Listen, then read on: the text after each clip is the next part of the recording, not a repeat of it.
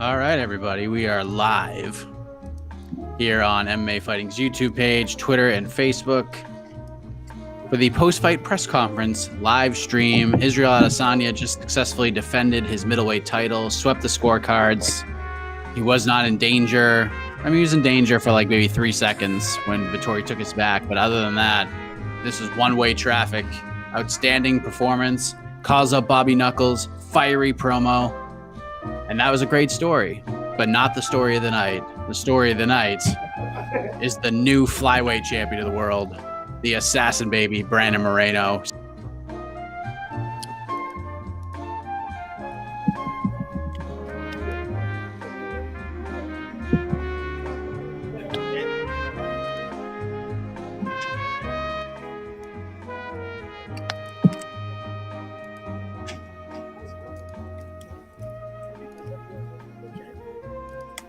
Sorry. What's going on?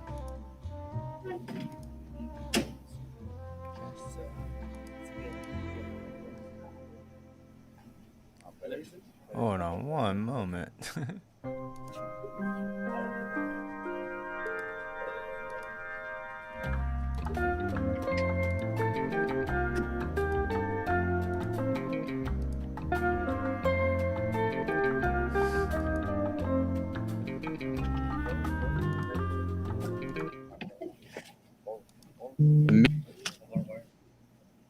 Oh, there we are. There we go. Okay, we're here. Yeah. So did you hear anything I said? I don't know if anybody heard anything I said. I'm not sure. I heard. Okay, so just to sort of recap very quickly. Adesanya, dominant performance. Great story of the night. Brandon Moreno, no doubt about it, becoming the new flyweight champion. Submits Davis and Figueiredo in the third round. And what I was going to ask you, Casey, is you've been around for some very big moments. You've been in very loud arenas, seen a lot of different things. This to me was just, it was one of those moments. Like Moreno winning, the post-fight speech, the excitement, like the pure emotion that he showed. I mean, this was right up there. How would you sort of compare that moment to some of the other great moments that you've been a part of? I was getting FOMO. You know, I was like, it was Me one too, of those. man. Yeah, I was like, man, like it sucks I'm not there. I wish I was there in the arena cage side for that event. Normally I'm like, you know what? I know I'll enjoy it watching from home, things like that. But like for this event, for that fight in particular, it's like, man, I just wish I was there. That was for a sport that is so brutal, so just ugly sometimes, and just the violence and just, you know, the fans and the screaming, to get that moment, just like holy, just like that real emotion, that feel good moment from both sides, even Figgy, who lost. Yeah. Like the way he handled the loss, the way he's like, hey, you know what, you got it, man. It's like I wasn't expecting that. I picked Moreno to win this fight, but I didn't predict. I couldn't predict that part. That part kind of. I feel like I think it shocked. I don't know, shocked, but it was a very pleasant, welcome surprise, and I needed that. It felt good. I needed that. Yeah, it was so cool. It just brings you back to, like, you know, it just makes you feel good. Like, we cover a great sport. We're involved in a great sport, and they're just an amazing moment. So congratulations to the new champion, Brandon Moreno. So from what I understand, for those tuning in right now, the very first person that is going to sit in that chair is one Nathan Diaz, who almost pulled off a ridiculous come-from-behind win in that 5th round because he had Leon in big trouble. That was a crazy last 2 minutes. And you know what's crazy about Nate Diaz, Casey? He got thoroughly pieced up for 23 minutes, and all we're going to be talking about up until Between the Links on Thursday is the last 2 minutes of that fight. Well, I mean, he got pieced up, but there was no point we thought Nate was going to get finished, you know, or he was coming close, like to Nate territory or whatever, like that. Yeah, he lost 4 rounds. He lost 23 and a half minutes or whatever, man. But it made it worth it, and like that's the magic of Nate Diaz. It's hard to explain. I had a friend over here watching, and she was like, "Why does everyone love Nate Diaz?" And like I was like, "Yeah, I think he's gonna lose tonight," but he just there's something magical about him that there's nothing else like him in the sport, and I don't think there will be anyone like him after Nate leaves the game. But while he's here, I hope everyone appreciates it and just enjoys it, because like Nate Diaz, he doesn't have to win. He just has to show up, and it just creates that energy and just it makes MMA fun, and in a very different way than Brandon Moreno. It was just a very different, they kind of the same but different. Nate loses, gives us a moment, is a bloody mess, gets a post-fight interview, and then invites 16,000 people to his house. Follow him on Instagram. He's gonna IG his address, so everyone could go to his house and party with him. Like, what a guy! What a legend! What a freaking legend! And Nate gets a post-fight interview, and poor Marvin Vettori is just waiting around for a post-fight interview from Joe Rogan. Doesn't get knocked out. Doesn't get finished. He loses a decisive decision, but gets no post-fight interview. Wild. No problem. Let me look at some comments. Yeah, so we're waiting for Nate Diaz, and I believe Dana White will be next. And then I would assume we'll hear. I mean, we could be here for a while, ladies and gentlemen. Oh, yeah. Jump on board. What have I told you for months now? This even with Adesanya on the card, this was the best fight of the entire weekend. Yeah, and it delivered. I mean, it turned out not being the most competitive fight, but just in terms of just energy and just didn't know what was going to happen. This fight delivered, and I picked Moreno, but I think all of us that picked Moreno didn't really see it this dominant. I was shocked. I don't know. Figueiredo had bad. I know we know he had a bad weight cut. We always know he had a tough weight cut. Maybe this is Figgy's last fight at 25. Who knows? Maybe he just lost. Yeah, it was shocking that the dominance that Moreno had over Figgy. I was it was just it didn't really make sense, honestly. Like I didn't, I knew it was gonna be a competitive fight, but I don't think anyone saw that sort of dominance from the first second. I mean, Figgy, the first round was competitive, right? It was competitive. I'm trying to remember. It was competitive. Moreno, I thought the first round was clear Moreno. I mean, second round Moreno, was much more competitive. Yeah. Did the fight end in the second round? Third round. Second round was super close. Okay, there was a lot of scrambles. Figgy was landing some big elbows from his back that made the round a little bit closer. Yeah. Yeah, I kind of forgot the second round. I felt like once Moreno won, like everything just went away. I was like, wow! Oh, I can't wait to watch that fight again. It was like the last since the pandemic started. It was like all of those worries, all of those like bad things that were happening just floated away. It was just one of those moments. Vittori lost 49-46 with commentary is way too biased. 49. Is that what the scores were? I thought it was 50-45. That was I watched it 50-45. I didn't give any rounds to Vittori. I did. Here's one thing I will say about Vittori. The dude is so durable. Like that face he has, like with his mouth open, like he makes the same face throughout. Even when he gets punched, he got poked in the eye. Oh. Speaking of the man, the myth, the legend, here he is, Nathan Diaz. Nate, let's shoot that first.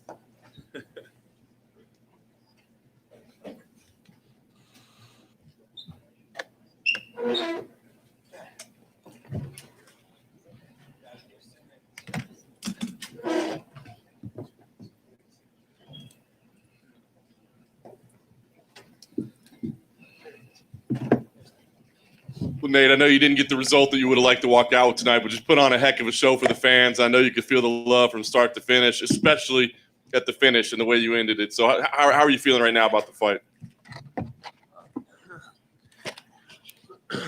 I wish I went on the fight, but when I went, I feel like I got a cut in training. I do good too. I don't be cutting like everybody be saying all the time. Shit happens in the fights, but I'm ready for that.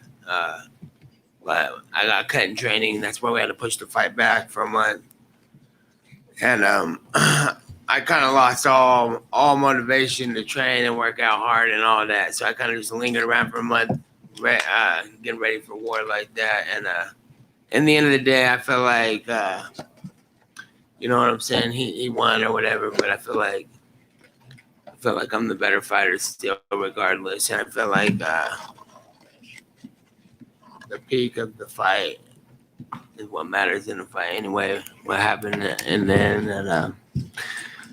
no hate on Leon. Congratulations to him. And why would you fight anybody but the top guy if you're gonna fight at all? So yeah, I wish it would have went my way, but it's all good. Yeah, I know you had a lot of respect for Leon, man. You gave him a lot of praise. Talk to him about having a GSP-like run while you were in there with him. Tell us where he ranks. I mean, his skills, anything you do surprise you? Do you feel like he's an elite level fighter? Because he's trying to chase after a championship right now. Yeah, I know it's gonna be. I know it's he knows how to get through fights and win the fights, and and this is the highest level of fighting, so that's cool. Did anything he do surprise you? I mean, you had some surprise tactics in there, to say the least. Was that the game plan coming in to throw the little trickery at him with turning the back and kind of showboating him a little bit? No, I just kind of winged it all. I was just kind of walking through that fight, trying to get to the next point in this whole game, and I didn't feel like I was ever really in any danger. Of course, I got cut, and that fucking sucks. But I was, like I said, I was unmotivated in training, and I was just trying to not use any energy anywhere. I was just cruise control. Can you walk us through the last minute? I mean, obviously you'd taken some damage up to that point, but to have that near come from behind victory, what was going through your head when you tagged him and you rocked him? Fight was a wrap. In a real fight in the real world, that fight's a wrap. So yeah, he was sleepwalking. Last thing for me, Nate, where do you go from here? I mean, you said you kind of lost motivation. I mean, does that mean that you're not sure about what's next, or do you see some fights on the horizon? I want to fight in 3 or 4 months. I'm ready to hop back in there just to heal up. If I was unscared, I'll be back next week.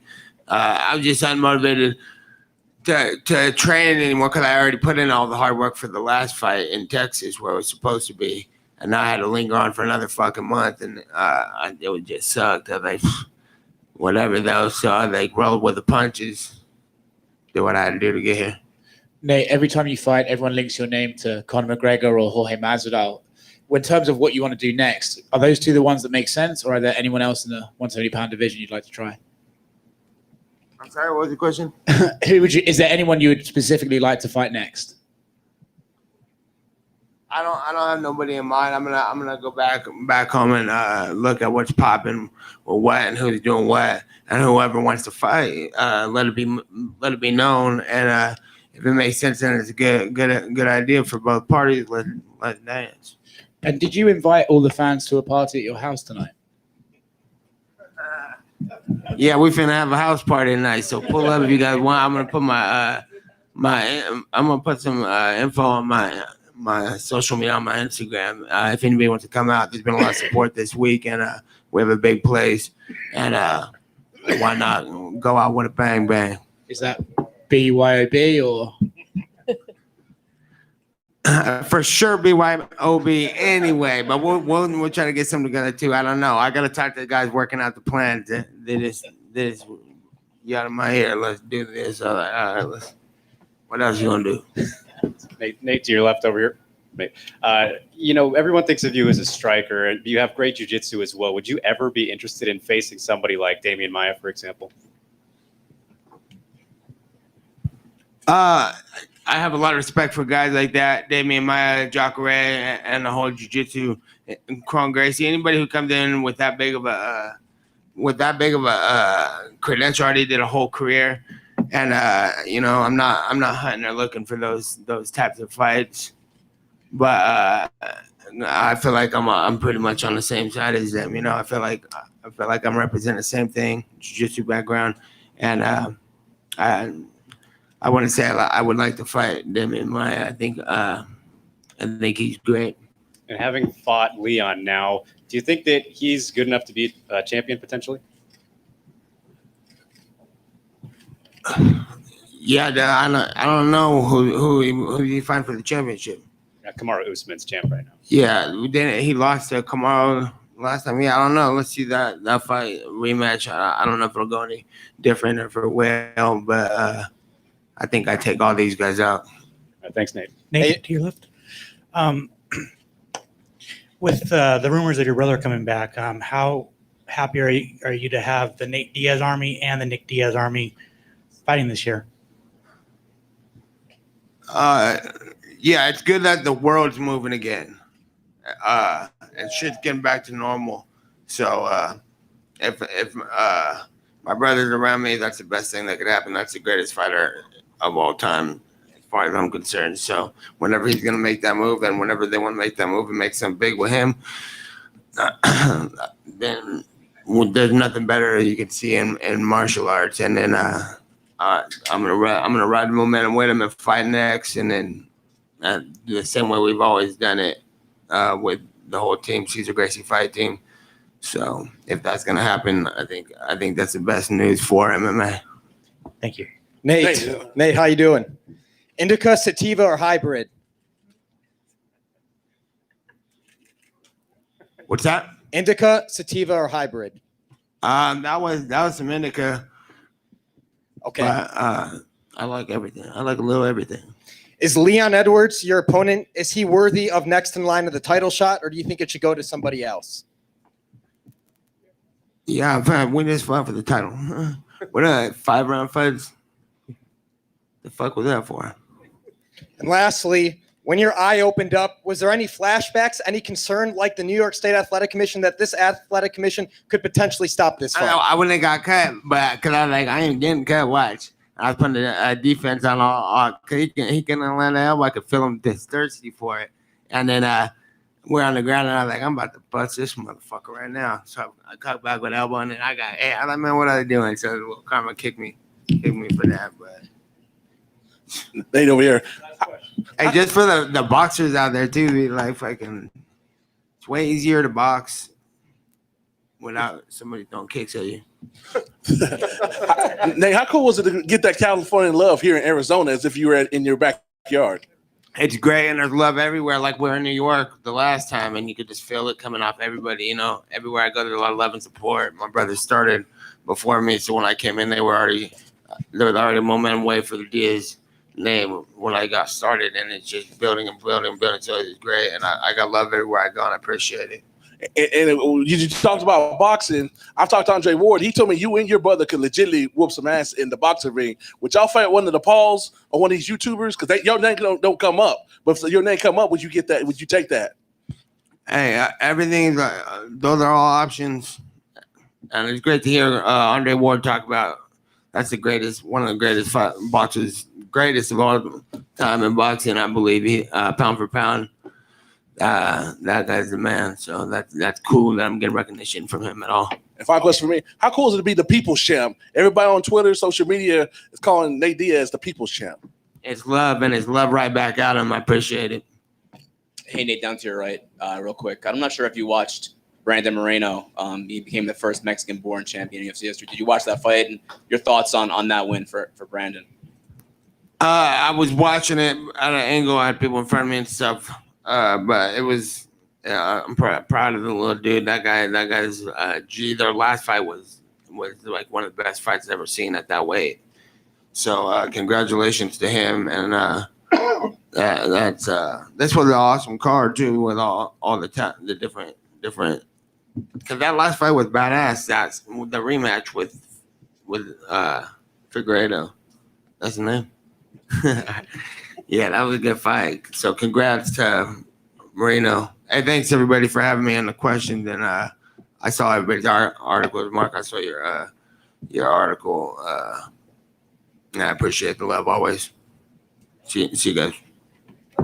Thanks, Nate. There he is, Nate Diaz. Starts when he wants and ends when he wants. That's how he rolls. Did Nate Diaz And he rolled really something lose else, tonight? apparently. Yeah, oh yeah. Oh, look at you, Mr. Heck. No. Wow. I know. Put him.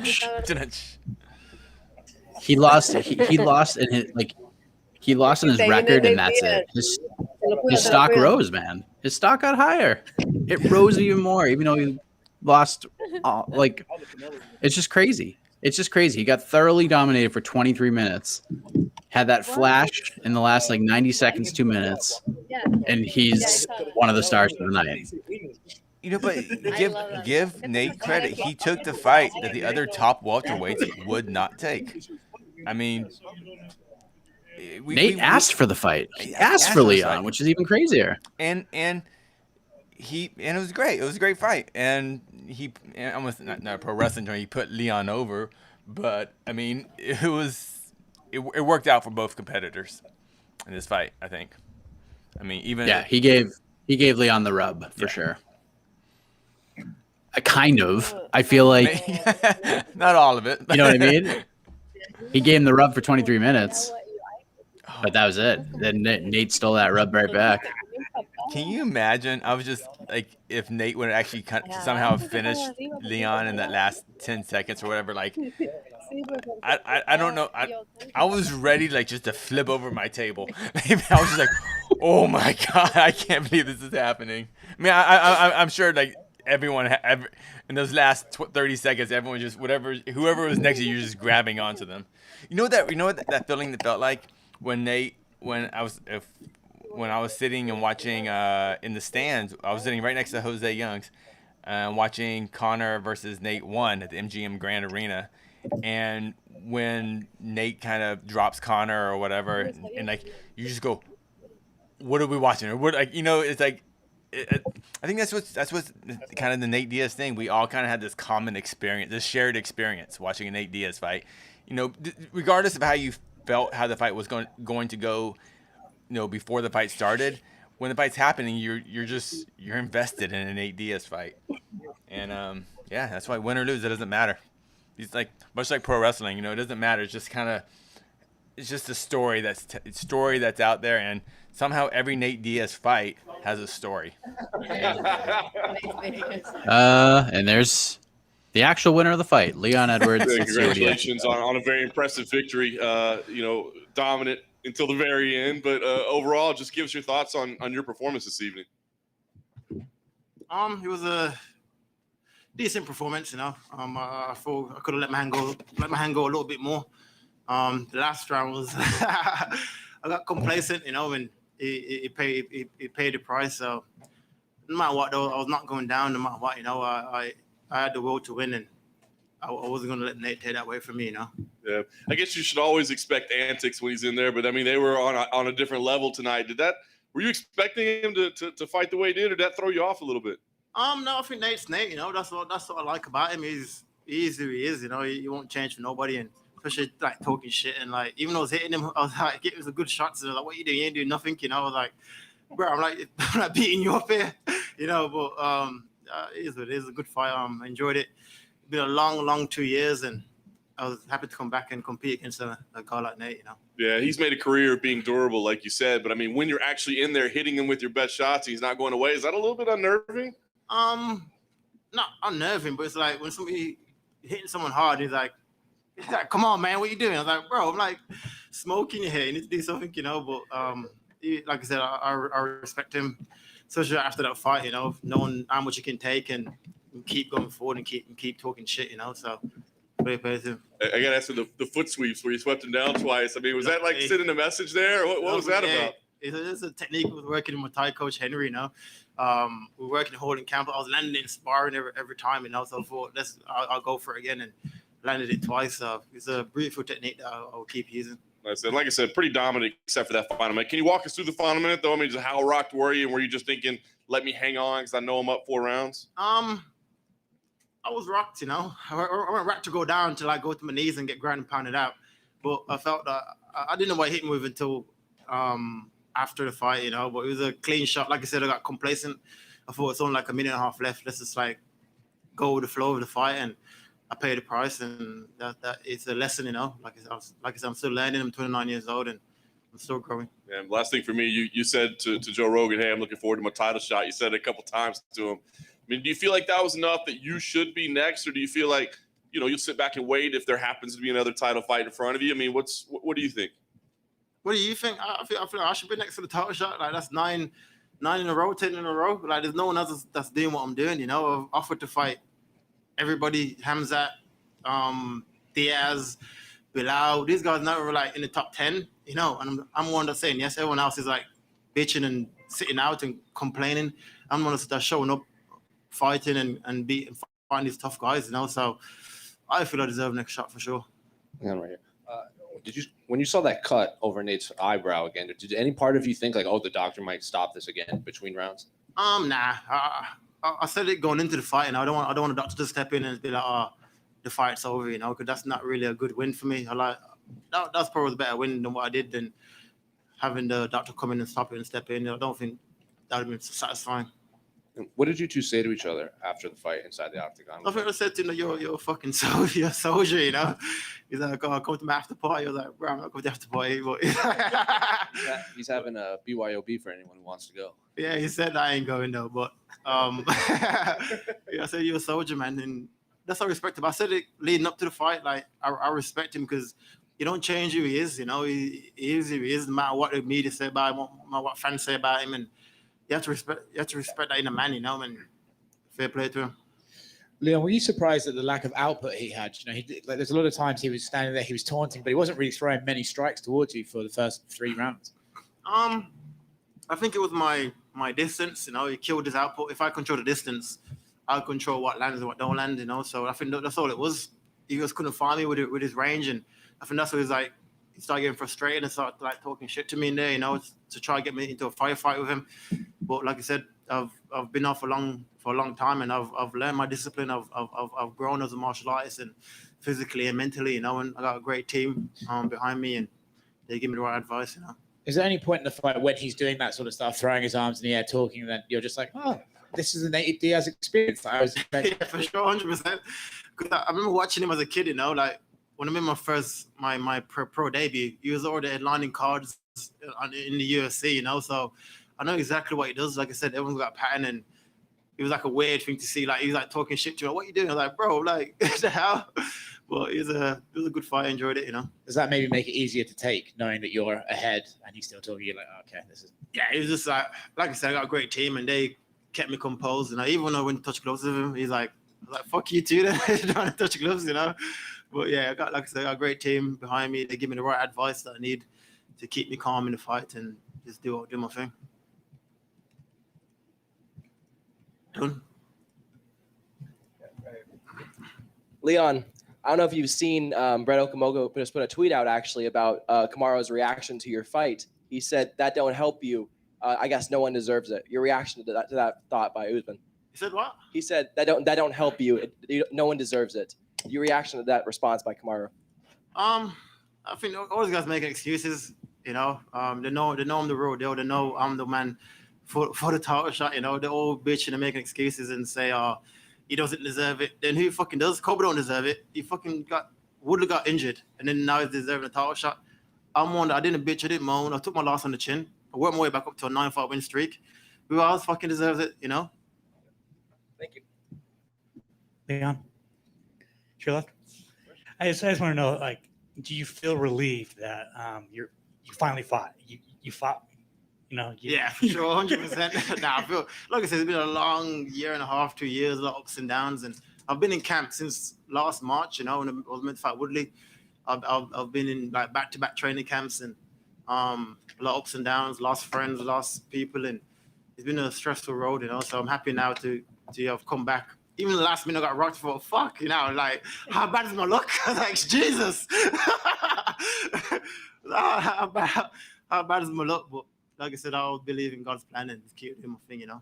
That might have made you the unluckiest fighter, but it didn't happen, so. Now, like I said, my will to win is strong, you know. I know what I've come from, I know what I've been through, and I was not going out because of a shot, you know. It's what it is. It called me a nice shot. I got lazy, paid the price, and that's it.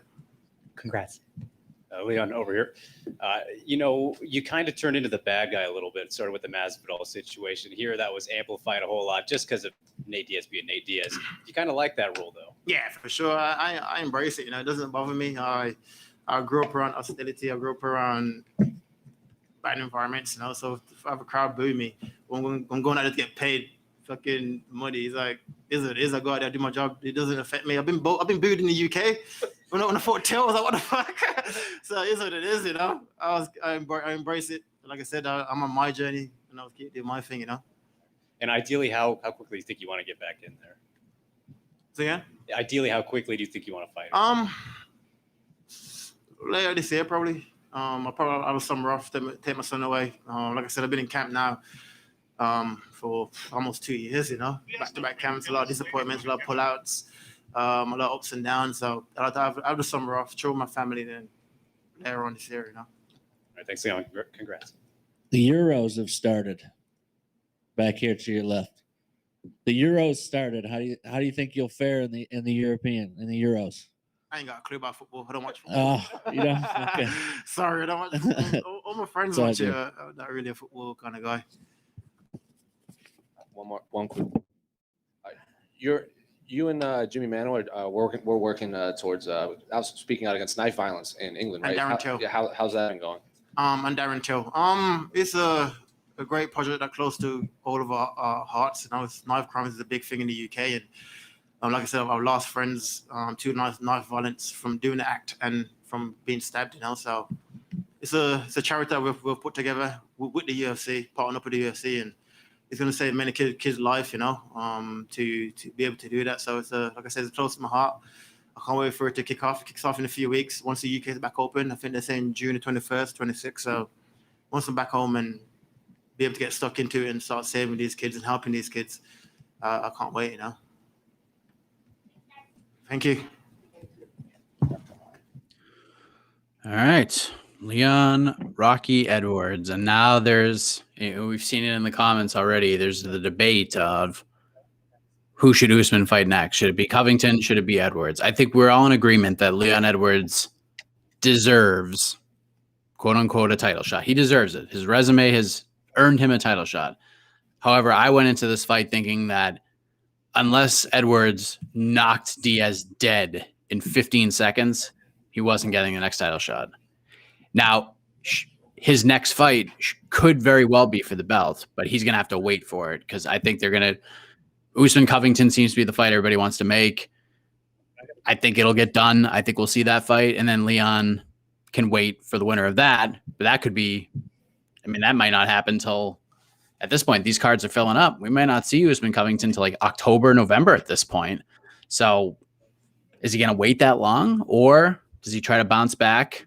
If there is a card in England, I know it's being rumored, it's not finalized yet, for September, does he try to bounce back and get on one of those cards and fight in front of his people just to stay active? Like, what does he do?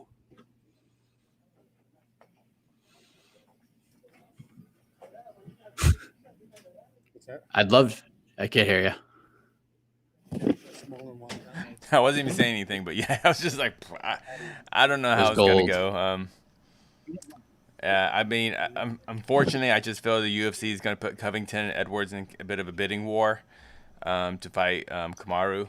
And I personally would love to see Kamaru Edwards 2, the rematch. Clearly, Leon Edwards is a much better fighter. Clearly, Kamaru Usman is a much better fighter than the first time they fought.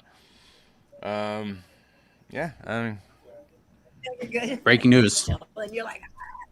We have bonuses. Ooh, but okay. Performance of the night. Oh man. One super obvious. Well, yeah, Mr. 4-second knockout. I'm assuming he had to get a bonus, right? The 7-second knockout guy, the guy who knocked out Favola. He did not get a bonus. What? That guy came in like killed him. I tweeted it out. That guy came in 2 days. He came in like a 2 days notice or something. He fought 8 days ago. 8 days notice. Knocked out. Fastest knock on lightweight history. No bonus. He didn't get a bonus. He did not get a bonus.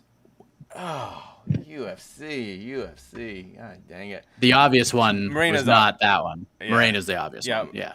Moreno's. But I thought that. I mean, jeez. I gotta get the card again. Fight of the night. Fight of the night. Riddell Dober. Yep. And then the other performance. Mr. Craig. Paul Craig. Mr. Craig.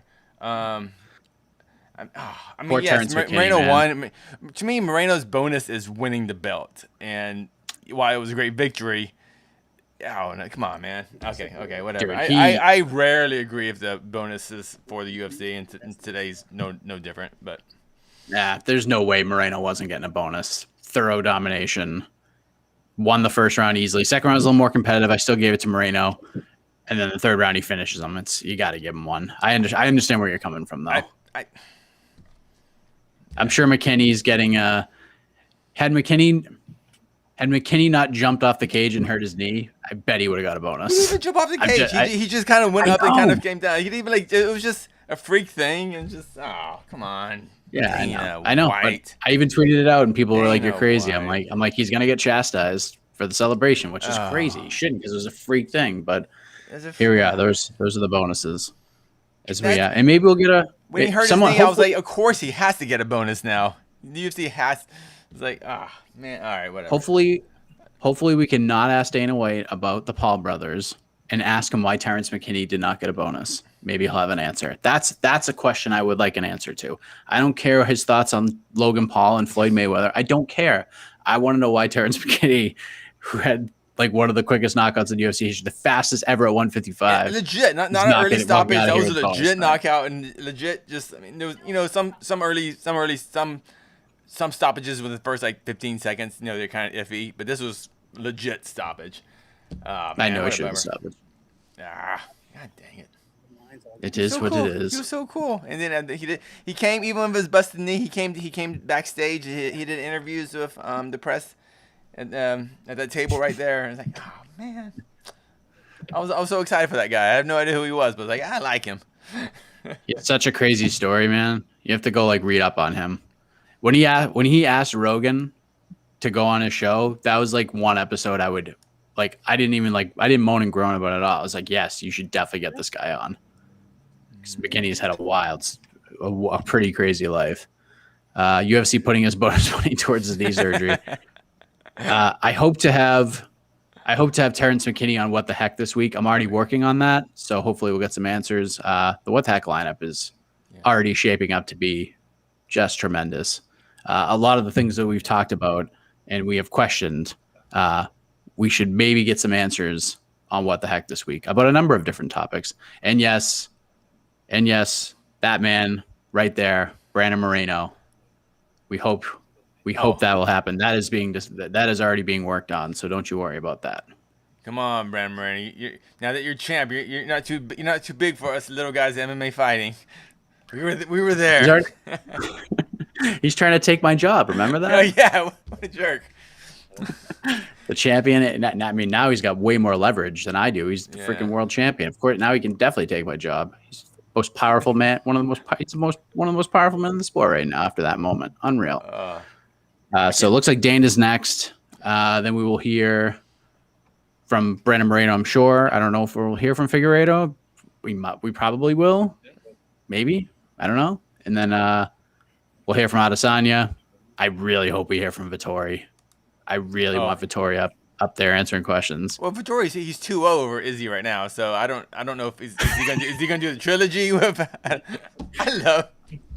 He needs to be wearing a 2-0 T-shirt when he comes out there. You double down on this. You come in here and you don't even take any questions. You get on that microphone. You say, "I got screwed by the judges. I already talked to my manager. We're filing an appeal with the commission."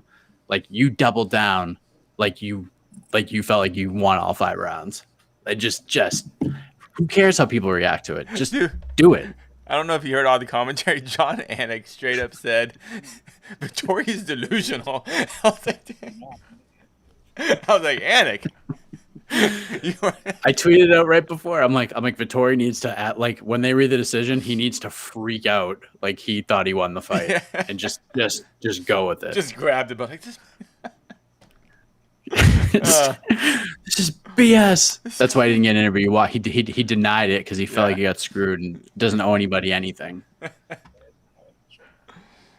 All right. So yes, we are waiting. We're going to be here for a minute.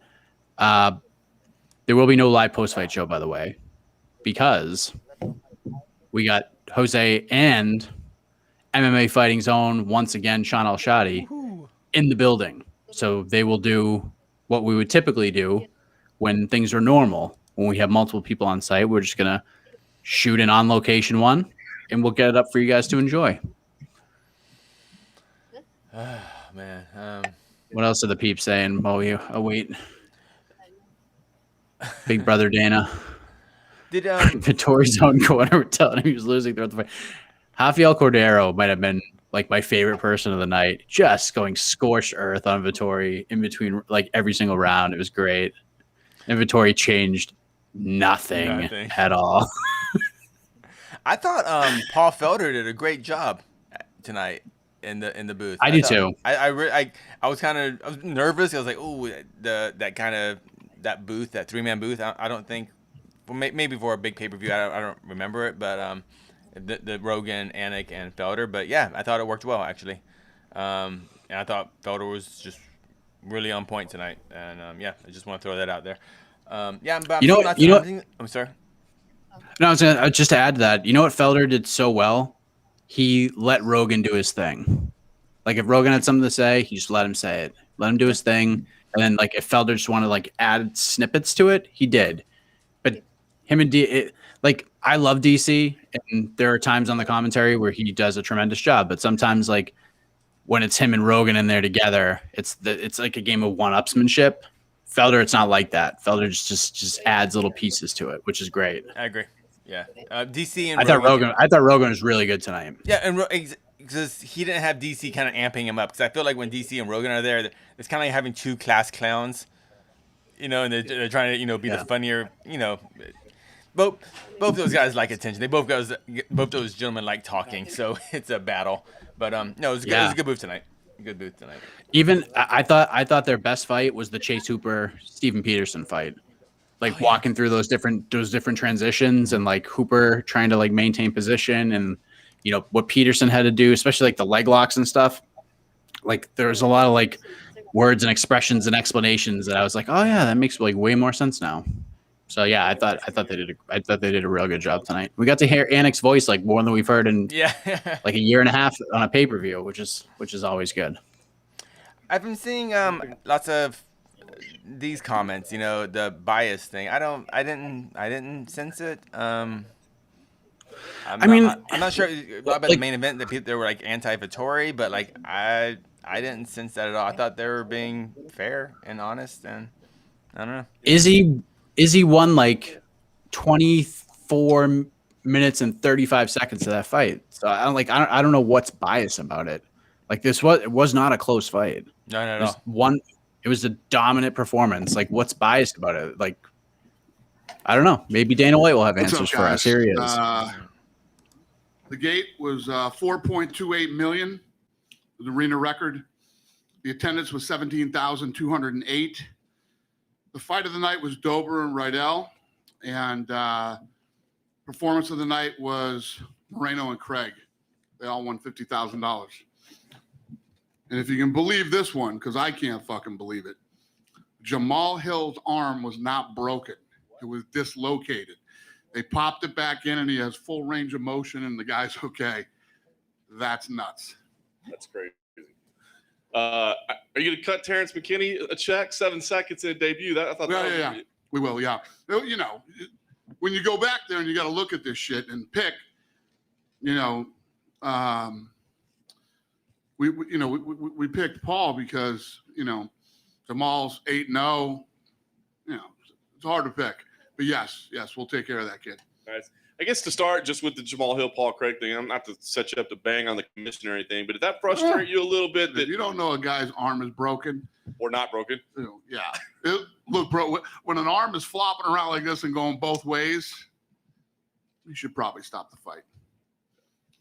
Yeah. Can you file anything with the commission or say anything? No, listen, Arizona has been very, very good to us. I don't want to shit on Arizona after they've been so good to us, but that's a rough one. Yeah. The guys, I heard. He's a local ref. He does that a lot. He's a local ref. I heard this guy's a jiu-jitsu black belt. Is that true?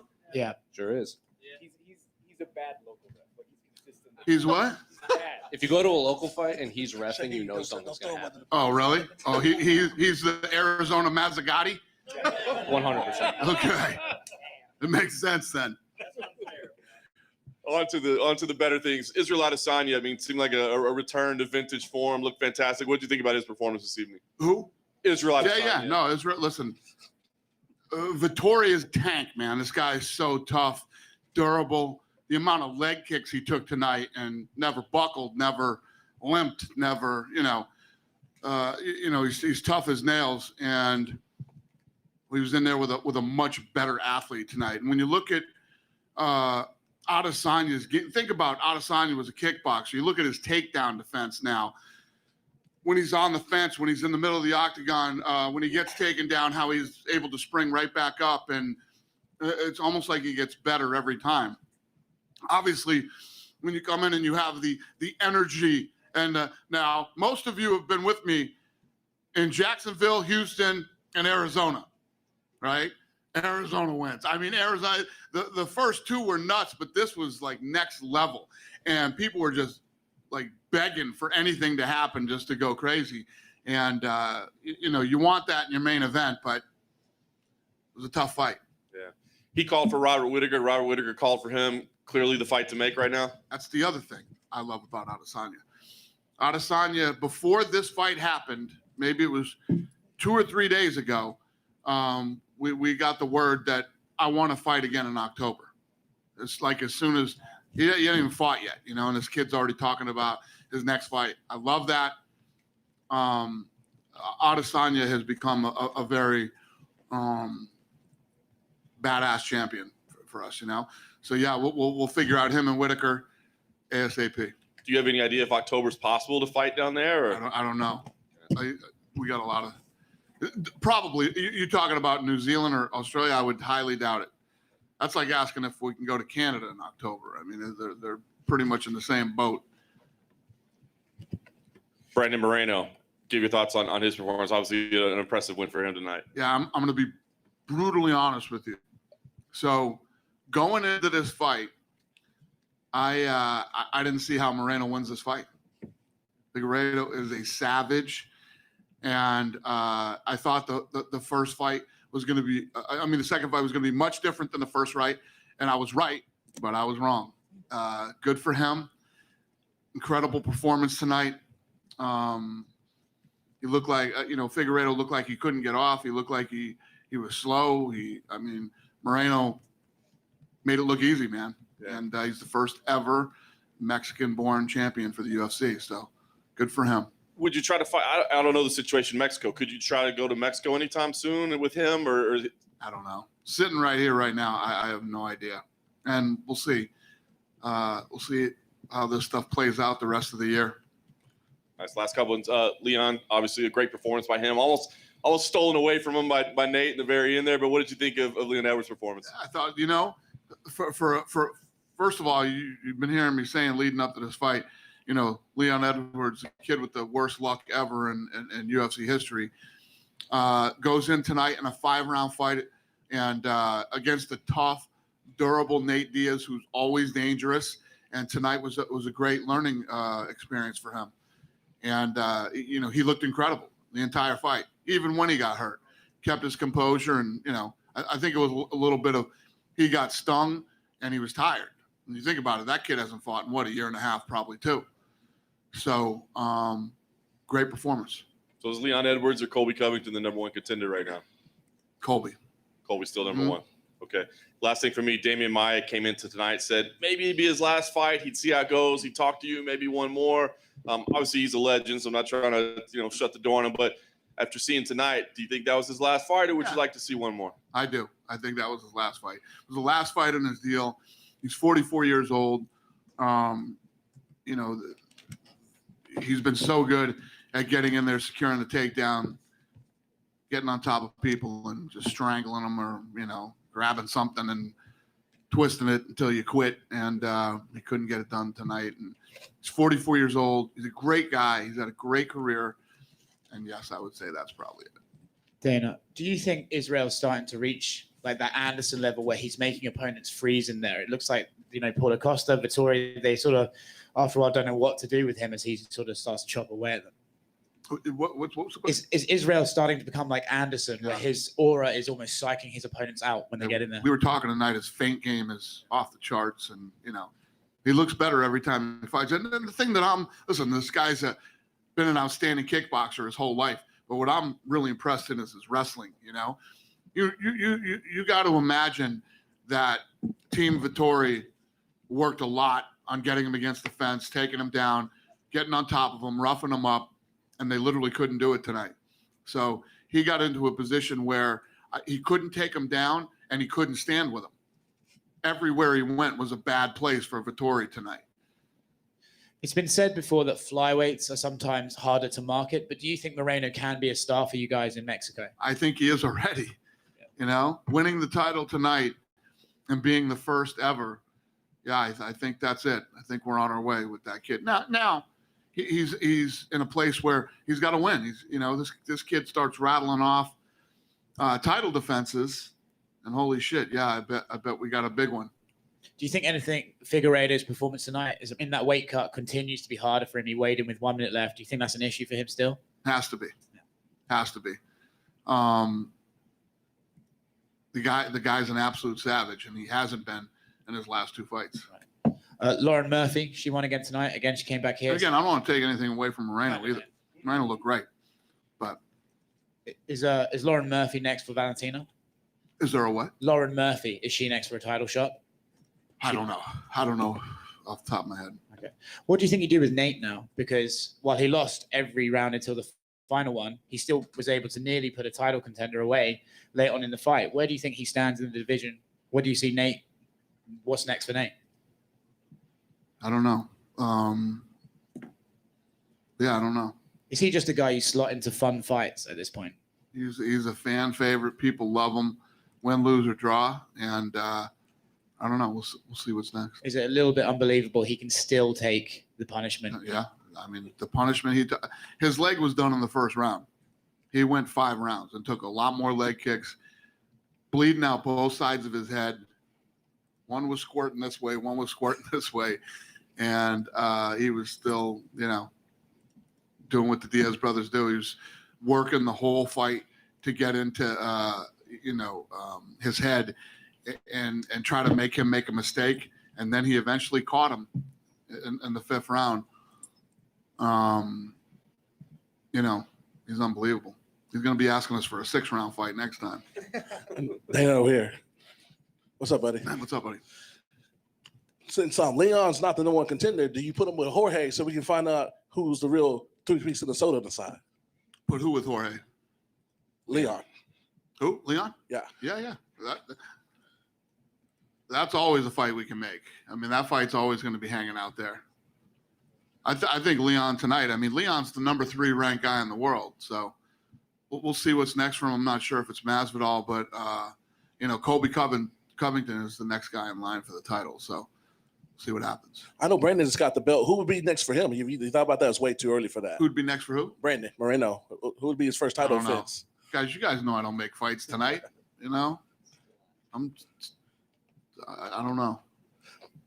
You talked about how Itchy's improved as a wrestler. There's a trip here out there. He's kind of getting to like my guy Fun said, basically making him like Anderson, but kind of like John. He turned into a sparring session on a pay-per-view. Who Adesanya? Yeah.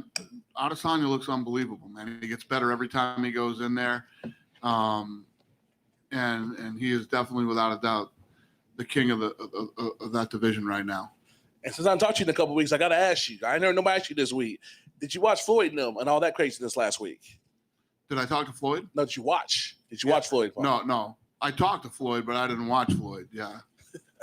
But what do you think about the million buys? Because the Paul brothers had your name in their mouth last week. I was down there in Miami. They said that tell your man Dana that they don't do these type of numbers. I'm just a messenger. Who said tell your man Dana this? Jake though, after the fight. Jake? Yeah. Jake. The other brother? Yeah. He didn't do $1 million.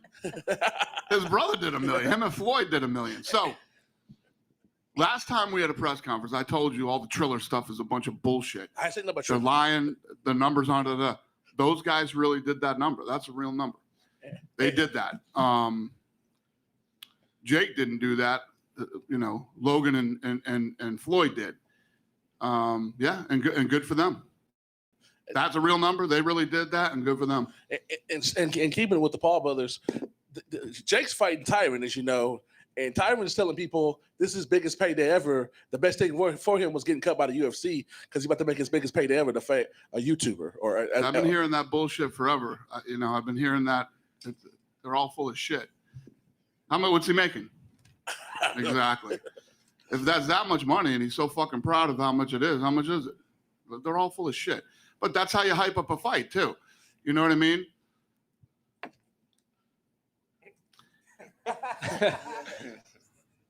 I keep not wanting to do this. And Tyron Woodley's 40 years old. Okay? He hasn't won a fight in 3 years. In something that he's actually supposed to be good at. And now he's going to go box. How do you sell that fight? Lots of other things other than the shit that should matter. I'm making millions of dollars, and this is the biggest payday ever. And Jake Paul will say mean things about me, and pay your fighters, and fucking, and you guys just fucking get right into it and love it. It's all bullshit. It's all a bunch of bullshit. And final question for me. You said Lauren's not the number one contender, so who would be? Because Valentina's basically cleaned out the division, and she's one person she has not fought in the top 5. Who? Lauren Murphy. Yeah. Well, you said she wouldn't get the shot for Valentina. You said you hadn't decided that. Who else would Valentina fight? She's fought everybody else in the top 5. Probably.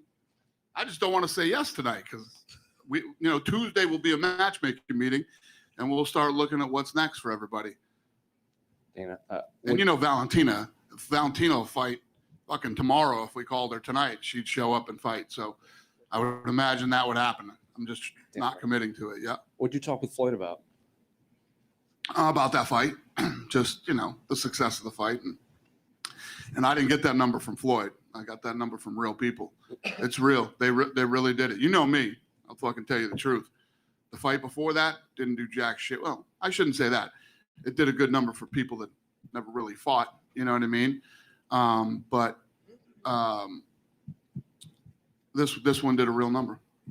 Was there any during the Nate Leon fight? Was there any part of you that was afraid that they would stop the fight again for the cuts on Nate's forehead? Did I think they were going to stop? Was there any part of you that thought they might have to stop the fight? No. Francis Ngannou and Nick Diaz were in the building for this. Were there any updates on their next fights? No. Thanks. Anybody else?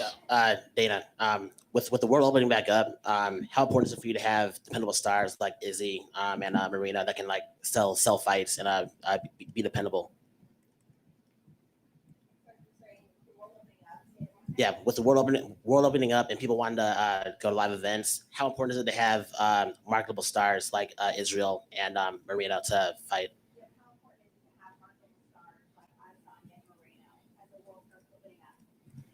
Well, yeah, I mean, that's always important. Even if we're still in the bubble, it's important to have guys that are stars. But as when you think about a week ago, which we haven't done in a while, but we could go right to Mexico City with a fight, and just a lot more options when you have guys from these certain parts of the world that I think have that type of drawing power. Hey, Dana. Yep. Just want to get your thoughts on Movsar Evloev, 15-0, 5-0 now in the UFC. He's quietly taking names. Where do you want to see him next? He's adamant on a top 10 opponent. Who did you say? Movsar. Yeah. I don't know. Again, Tuesday, Schmo. We'll take a look at that stuff on Tuesday. Francis Ngannou recently told TMZ he still wants that John Jones fight. Is the door still open for us to see a John Jones fighting Francis Ngannou next, or are you adamant that Derek Lewis is next in line? Derek Lewis is getting that fight, yeah. It's Derek Lewis's fight. And then, John Jones, hopefully by then, will be ready for the winner. Hey, Dana, down to your right over here, Dana. To your right. This right. Yeah, hey. I gotcha. Brandon Moreno, were you surprised about the reaction that Moreno got this week in Phoenix? I mean, he got a similar reaction to an Adesanya or a Diaz, who are much bigger stars, one would think, but he was extremely popular here in Phoenix. No, he's Mexican. We're deep in Arizona. Doesn't surprise me at all. You want to know what surprises me? tell you what surprises me. Any of you know anything about fighting over the last 20, 30 years, if it's very important what location you picked for your fight. What's his name was here tonight, the legend. Michael Carbajal, thank you, sir. The fucking legend. So Michael Carbajal is a great example. If I had Michael Carbajal back in the day, I'd have to fight Michael Carbajal here in Las Vegas, maybe Atlantic City. I could get away with it too, right? That's it. Very few other places you could go fight and pull a big gate into. I came to Arizona with an African who grew up in New Zealand and an Italian. They were the main event. Okay? And look at we shattered the gate record here, right?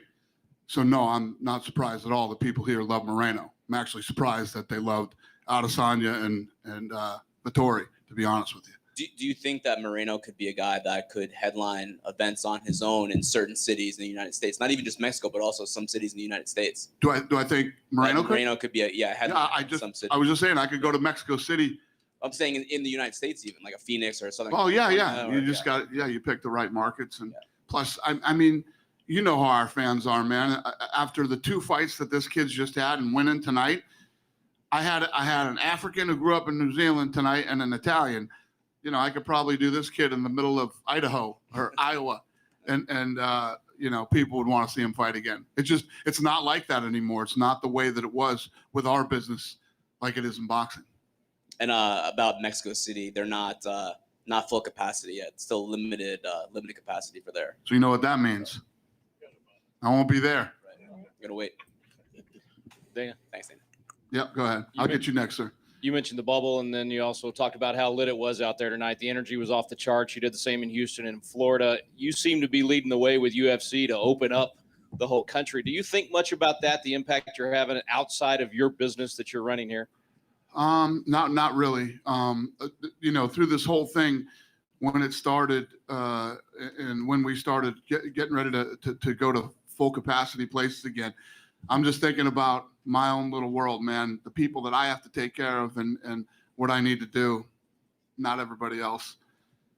That probably tells me the answer to the next question too, but you created an environment of free expression that isn't happening in other sports.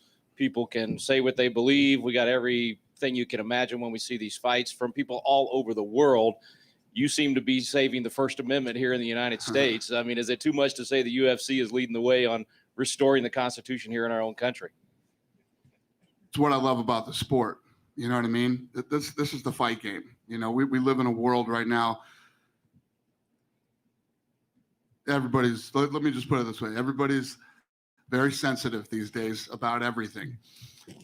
This is a sport where we say mean things to each other sometimes, and then we go in and we beat the shit out of each other to see who's going to win. So through all the craziness that's happened over the last year and a half and the last 20 years, my position has always been, you know, this is America, and we have people in this sport from all over the world. You can say and believe whatever you want. It's up to you. You know, we had everything from Colby Covington, you know, coming in with Junior's book and, you know, doing all this stuff, to Woodley coming into the press conference and saying nothing but Black Lives Matter. These are all grown men that can make their own decisions, and grown women that can make their own decisions, their own choices, whatever religion you are, whatever country you come from, whatever, you know, that's the way it's supposed to be, I believe. And that's the way it will be until the day I leave. Thanks. Dana, you said earlier this week that it's looking like Nick Diaz is going to fight again this year. And with Nate saying that he wants to turn back around and fight in a couple months, is it possible that we get a double Diaz card? I don't know. I don't know what Nate wants to do after this. What did he say he wants to fight? Is that what you said? Yeah. I don't know. I don't know. Anything is possible.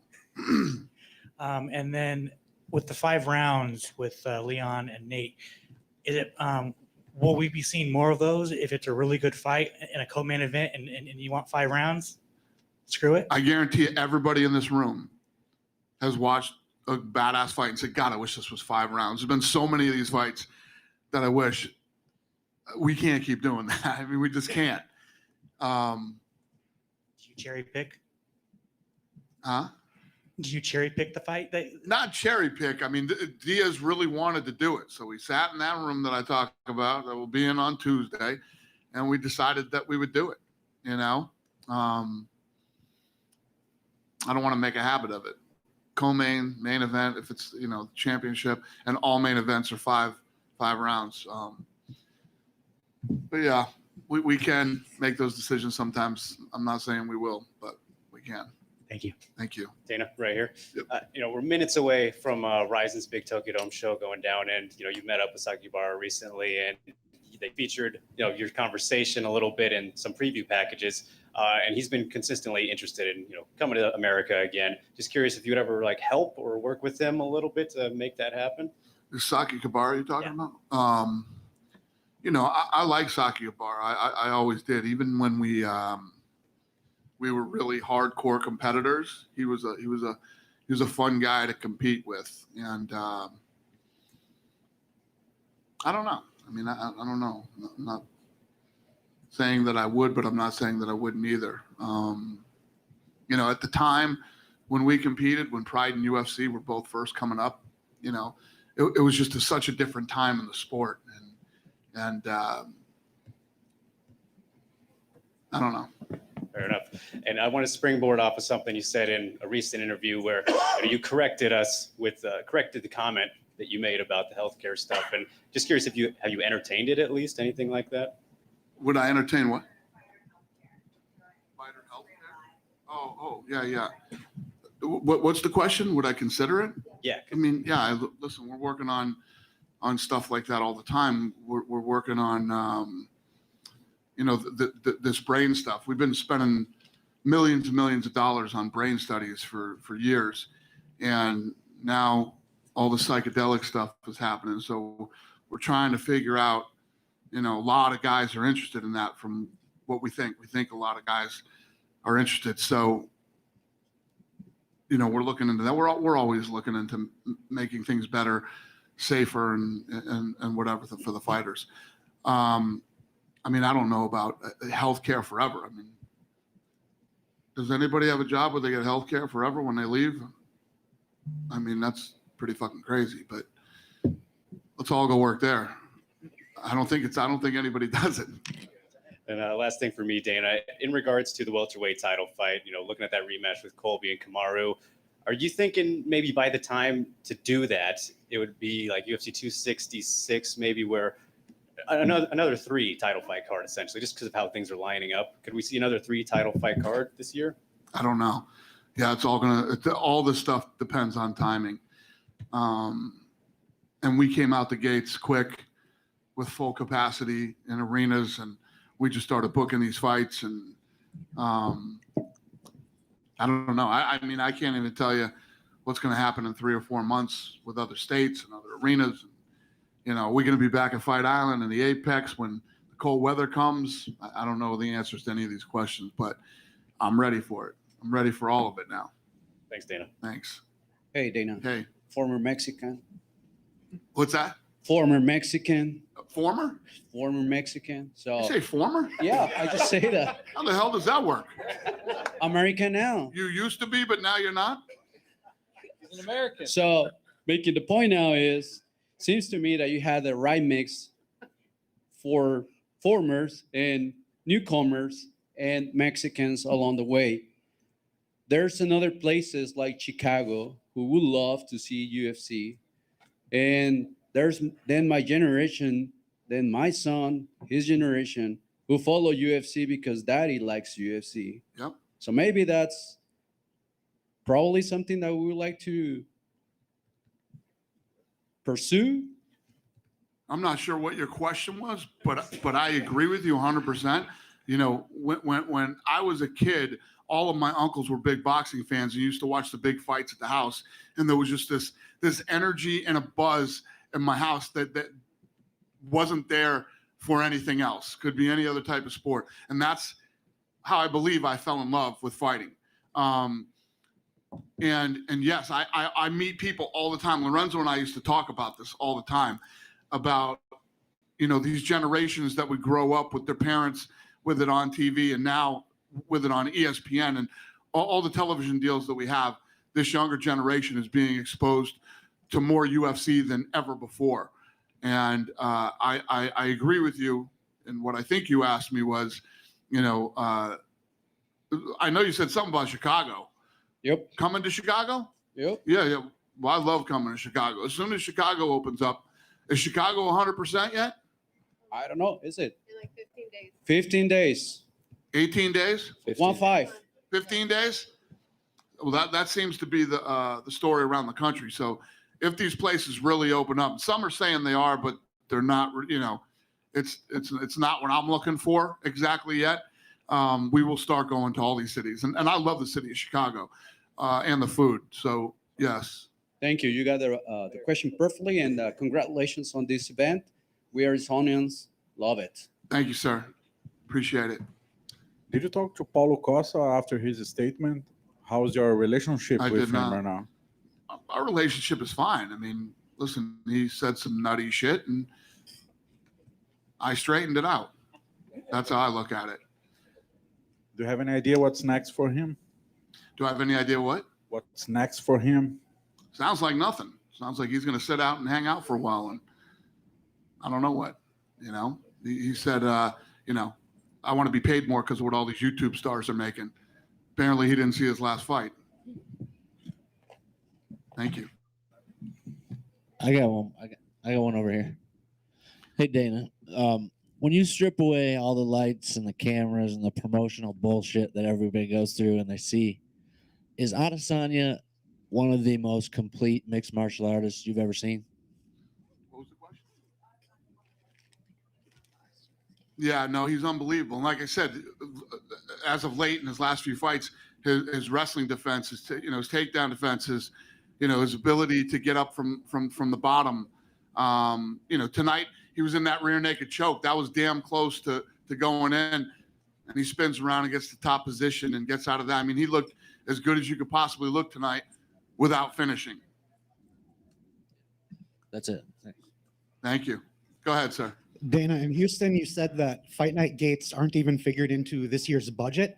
But with Vegas opening up, and is there any chance that after UFC 264, you could bring fight nights to like a casino or some other venue that would allow fan attendance? Is there any chance that you could bring fight nights to a casino or some other venue in Vegas that would allow fan attendance after UFC 264? Oh, in Vegas? Yes. I talked about this. We went through this at the office, and it just makes more sense for us right now I'm going to ride the rest of the year out at the Apex for fight nights. If everything opens, well, I don't know. The answer is yes. I'm looking at just doing the Apex. If things go the other way much faster than it seems like they're gonna, maybe I would travel some of the fight nights. But as of right now, I'm not planning on it.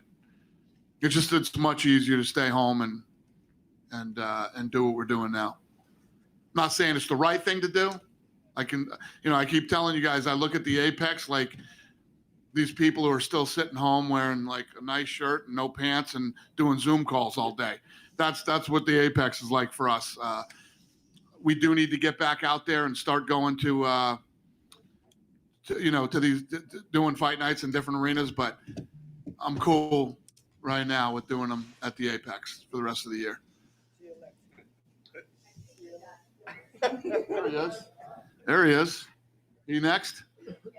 Let me get out of here and let him come in and have a great night. Thanks, everybody. Okay. I know we have another scrum coming up, but I think it's very important that everybody, especially here in the United States, get on their feet and salute the constitutional restorator extraordinaire, Dana White. What is going on? What is happening? But what is happening, we're about to get a breath of fresh air. Here's the new flyweight champion, the assassin baby, Brandon Moreno. current Mexican, not former Mexican. What's going on?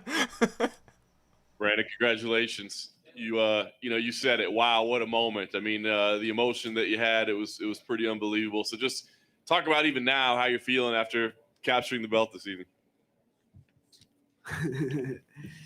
Man, I can't believe it. This moment is so special. I'm always, trying to make jokes and play with everybody, but today was an emotional day for me. I start to cry because I feel it in the bottom of my heart. This moment I worked so hard for that fucking belt. It's pretty. It's pretty. I have 10 years like a professional, 15 years doing this sport, and this moment is so special. Not just for me. It's special for all the people around me, who support me in all this journey. You said it was 6 months of preparation after the first fight, a 6-month camp. I guess, what was the biggest thing you learned out of that first meeting that you were able to adjust to or change or make a difference? I learned too much about myself. I can talk with you about a lot of technical stuff, like the kicks, the boxing, the Muay Thai, all that stuff. But I learned too much. I'm real, and my mind is made with another material, different material, definitely. So I worked so hard. 6 months was so long. This training camp, take 2 or 3 years of my life, but I don't care.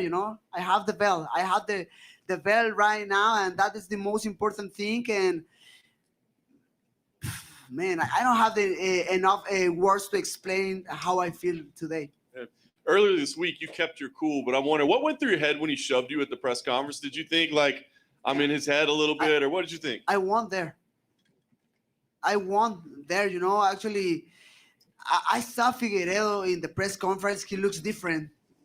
He keep his sunglasses. Don't want to watch me directly to the eyes. The same in the ceremonial weigh-ins, and I don't know. I was very confident. For me, a lot of technique, really good game plan, but my mindset, I was very confident. My mindset was the key of the victory so far. Yeah. What went through your head in the opening round? I think you probably thought you were getting out of there in the first. What went through your head, and how did you kind of readjust and refocus? I saw him going to the ground, but I go for him. But I try to be very patient and very smart. I try to keep position, and because my corners tell me how many times in the round. So I keep a lot of patience there. Keep the domination in the fight. Nice. Ultimately, you finished it off with a beautiful choke. Did you think that the jiu-jitsu was going to be the way to get it done tonight? Man, the jiu-jitsu always was, my key of the victory. When I start in the sport, I start to win fights. The jiu-jitsu was always the key, real naked chokes, triangles, guillotines. But I'm starting to do more striking because I think I needed to improve in that area. But my jiu-jitsu always is there to help me to keep the winning line. I know this win is for you, it's for your team, it's for your family and all that, but obviously the history of you being the first Mexican-born champion, what does it mean for you to represent Mexico as well as a UFC champ? Man, that was one of my principal goals, Obviously, I have too much respect for guys like Cain Velasquez, like Henry Cejudo. They put too much work in the sport for my country too. Cain Velasquez bring the UFC to Mexico in 2014. That was amazing. It put the mixed martial arts in Mexico in another level. But now, I born in Tijuana. I born in Tijuana. I grew up there. I went to the school there. I suffered the bad opportunities. Fucking government there. The huge companies don't put support in the sports, especially in the mixed martial arts, because it's a new sport for the country. So, man, I know with this belt, I put the sport in other level, and that made me feel amazing. That's awesome. The last thing for me, surely you want to enjoy this, and now that you're the champ, you don't have to call anybody out. They have to come to you. But are there any fights that are important to you or make sense to you? Are there names that you want to see in a title defense? Yes, definitely yes. You know, this training camp was so long. I mean, to be honest, it was 6 months. 6 months of preparations.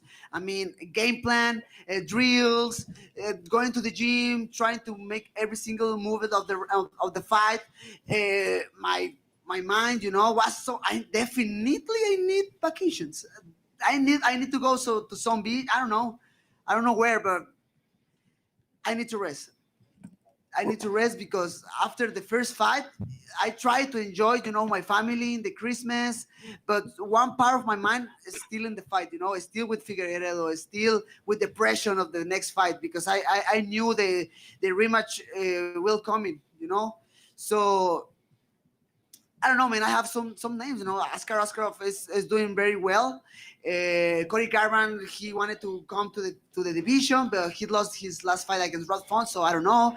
The trilogy against Figueiredo can be a possibility, but this fight wasn't even close, you know. So I don't know, man. I just want to go to my house, put my cell phone, and enjoy my family and a lot of bad food. Why not? Brandon, I'm here. Physically, how did Davidson Figueiredo feel in there compared to your first fight? Man, we need to be honest. He cut too much weight. I think it's unnecessary. You know, this sport is so hard because you cut weight because you want some advantage in the fight. You know, you want to feel stronger. You want to feel with more energy than your opponent. But man, we saw actually the embedded. You know, Figueiredo crying after make weight. Very dramatic in the last minute of the time. I think it's unnecessary, but obviously it's not my decision. It's decision of his team and him. Sorry. What did you two say in the octagon after? Look, he came over and put his arm around you. He lifted your arm up. You guys talked after Davidson tonight. What did you guys talk about in there? He's speaking Portuguese, to be honest. So I don't know. But man, he was very respectful, and I knew that the guy, he tried to put some special flavor in the fight, you know, trying to be the bad guy, but that doesn't work with me, you know. My mindset is different. So the guy is a father as me, you know. He has a family, he has a wife, a daughter. So the guys are nice people. Just sometimes he tried too much to be the bad guy, but sometimes it's not necessary. He's a respectful guy, and I really appreciate it. And finally, looking at through Twitter, fighters like John Jones, Daniel Cormier, Jorge Masvidal, they're all praising you on Twitter. Nate Diaz was just in here, and when we asked about you, he started to clap and said it was an awesome fight, and he's really happy for you winning your title. So what does it mean that your fellow fighters, people that you watched growing up, are praising you? It's a dream come true. I'm a very huge fan of all these guys, you know. Imagine that, you know. Actually, I had photo. Friends in Ngannou come with me. Can I take a picture? And just engage you. Can I take a picture with, man? I want a picture with them, you know. So, man, this is a dream come true, and I really appreciate it. All these guys they like my work, and I love it. Brandon over here. Congrats, champ. Thank you. Would it be safe to say that you came in the first fight, you thought you could win, but you came in today, you knew you could win? Sorry again? Your mindset from the first time to the second time, like you thought you could win, but it seemed like this all week, it's saying you walked around with that swag, like you knew you were going to win because you were bullying the bully. Yeah. So, good one. First of all, my mind is very strong, you know. Because I had very bad moments in my life, you know. For example, I don't know, 2018, I hate that year of my life. It was horrible. I lost 2 fights in a row. UFC released me to the company. I start to, you know, I need money. I need everything. Problems, my surgery of my daughter. Was a hard moment. And all these moments built my mind until today. So, in the press conference, he pushed me. Figueiredo pushed me, but my mind was in the correct way, you know. My mind was always focused in what happened, you know. Like, I don't care. You can push me 100 times if you want, but that nothing changed. I'll be the next flyweight champion of the world, and I'm the best, you know. I have a lot of memories with Rose Namajunas. That was a special moment for me, you know, because she was an underdog against Joanna, and she was an underdog against Whaley, and I remember that moment when she started to say to themselves, like, I'm the best. Like, that was like, wow. You need to believe that, you know, and my mind is building with another material, definitely. Have any Mexican combat stores reached out to you, like Julio Cesar Chavez Sr. or Canelo or any of them? And do you inspire to get to that level? Because these guys get a lot of love when they show up to any boxing fight. People go crazy. You inspire to get to that level, but bring it to the MMA side. Man, obviously in Mexico we have a huge culture, a huge history in the boxing, you know, in combat sports in general, but definitely in boxing. Right now it's Canelo Alvarez, but before was Julio Cesar Chavez. My favorite boxing fighter is Juan Manuel Marquez. I love, for example, the fight against Katsidis. I love that matchup. So this is mixed martial arts. You know, it's a new sport. I mean, for the world. Even for the world, it's a new sport. Imagine for my country, for Mexico. So I'm doing the correct things to put the mixed martial arts in other place, and I'm making history. You know, right now, the guy from Tijuana, the kid from Tijuana is the champion. So I love to start to think I'm part of the history of the sport tonight. And something that has to do with fighting, but has to do with your life. You're very proud for being from Tijuana. Canelo's talked about he moved to San Diego because once he started winning, his family became a target. Is there anything now that your name's out there and people know who you are, do you think you might have to move across the border? Something that we don't have to deal in the States, but you have to deal over there in Mexico. Man, I mean, for example, after the last fight, I bought a house in Las Vegas. You know, definitely was a professional decision because I'm part of the broadcasting for the UFC in Spanish. And the production is in the Apex. The Performance Institute is in Las Vegas. They give me physical therapies. They give me free food. They give me everything. So it was a professional decision to me to move all my life to Las Vegas. In the future, I want to go again to Mexico, to Tijuana, no? But right now, I need to live there for my family. Everything is not... It's not just it's not for me. It's for my wife. It's for my daughters. You know. So if I need to die for them, I can do that. You know. I don't care nothing. The people know my love for my country. The people know the love for my city, for Tijuana. I still have my house, another house there. But right now I live in Vegas. I'm very comfortable there. In the future, we'll see. You know. I want to go again to Tijuana, but right now it is what it is. And final question for me: how cool is it have all week have all the support from the people here in Arizona, and then now that you got the belt, you got people all across the globe that know who Brandon Moreno is. Man, it's crazy. Actually, last Tuesday, I had interviews from Australia, I think so, and India. What's crazy? You know, imagine Brandon Moreno with fans in India, with fans in Asia. A lot of Mexican people here in Phoenix, a lot of support, a lot of people support me. When I start to walk to the octagon, all the people was crazy in that moment when I got the real naked choke and won the fight. The people was crazy in that moment. I fought here in Phoenix before to come to the UFC. So the people know me here in Phoenix, and definitely Phoenix has a special place in my heart. Brandon, to your left over here. Brandon. Hey, man. Who do you predict will be the next Mexican champion after you? Oof, good question, bro. I mean, obviously, Pantera Rodriguez has an important fight against Max Holloway.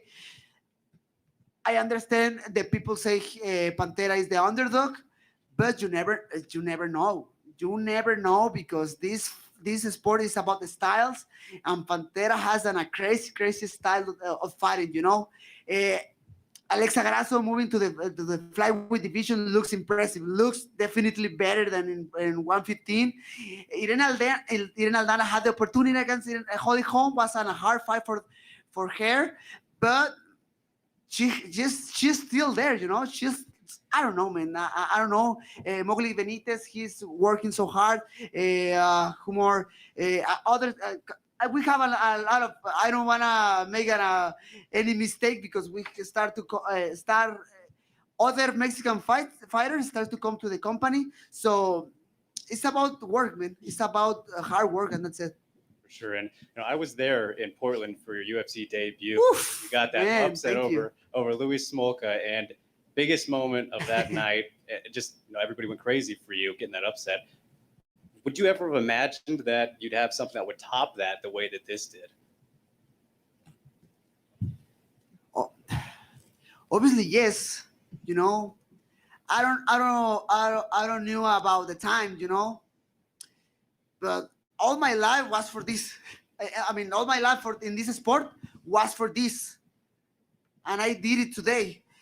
I remember the fight against Luis Smolka was very inspiring. That I was very inspired in that moment because was in short notice. The season of The Ultimate Fighter was on TV in that point. So anybody expect too much about my performance that night? But again, I was very confident. I don't care that shit of the underdog. I don't care that. The people can talk and the people can start to predict what happened in the fights, but I have the last word. Congrats, champ. Thank you, bro. Hey, Brandon, right up the middle. I think the most beautiful part of the whole night was on your way in when you stopped and kissed your daughter. How much does that mean to you have your family here? Do you fight different when they're in the arena? I was on fire in that moment. When I saw my daughter, my mind started to, actually, I say that before, but, in my normal life, I'm trying to be like very respectful, very happy guy, very humble.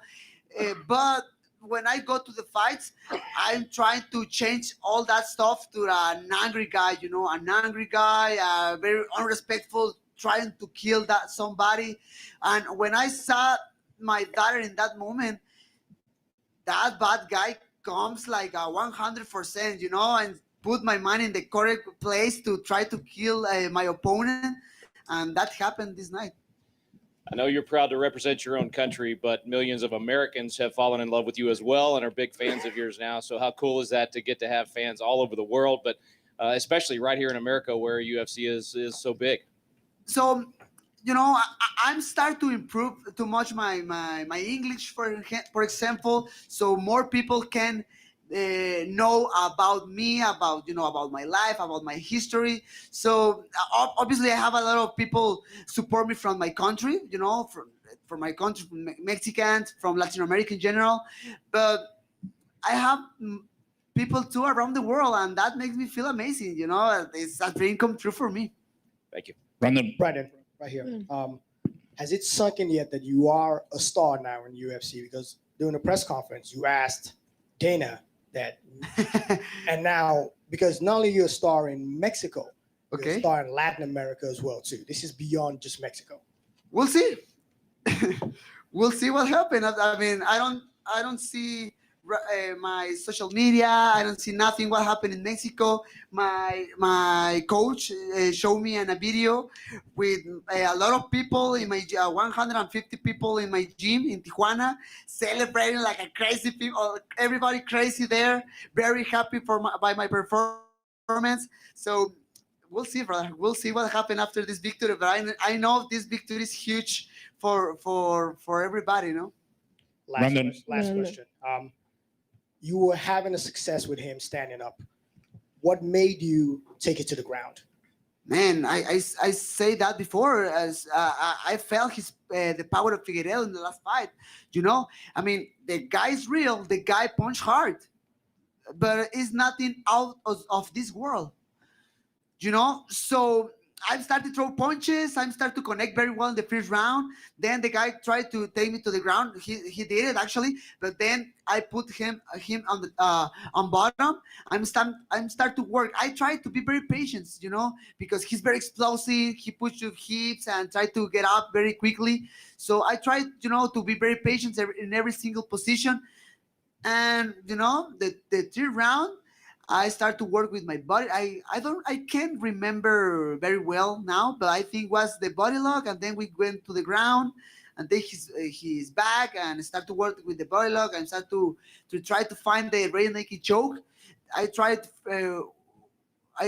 once, doesn't work. I was very patient and try again, and that's it.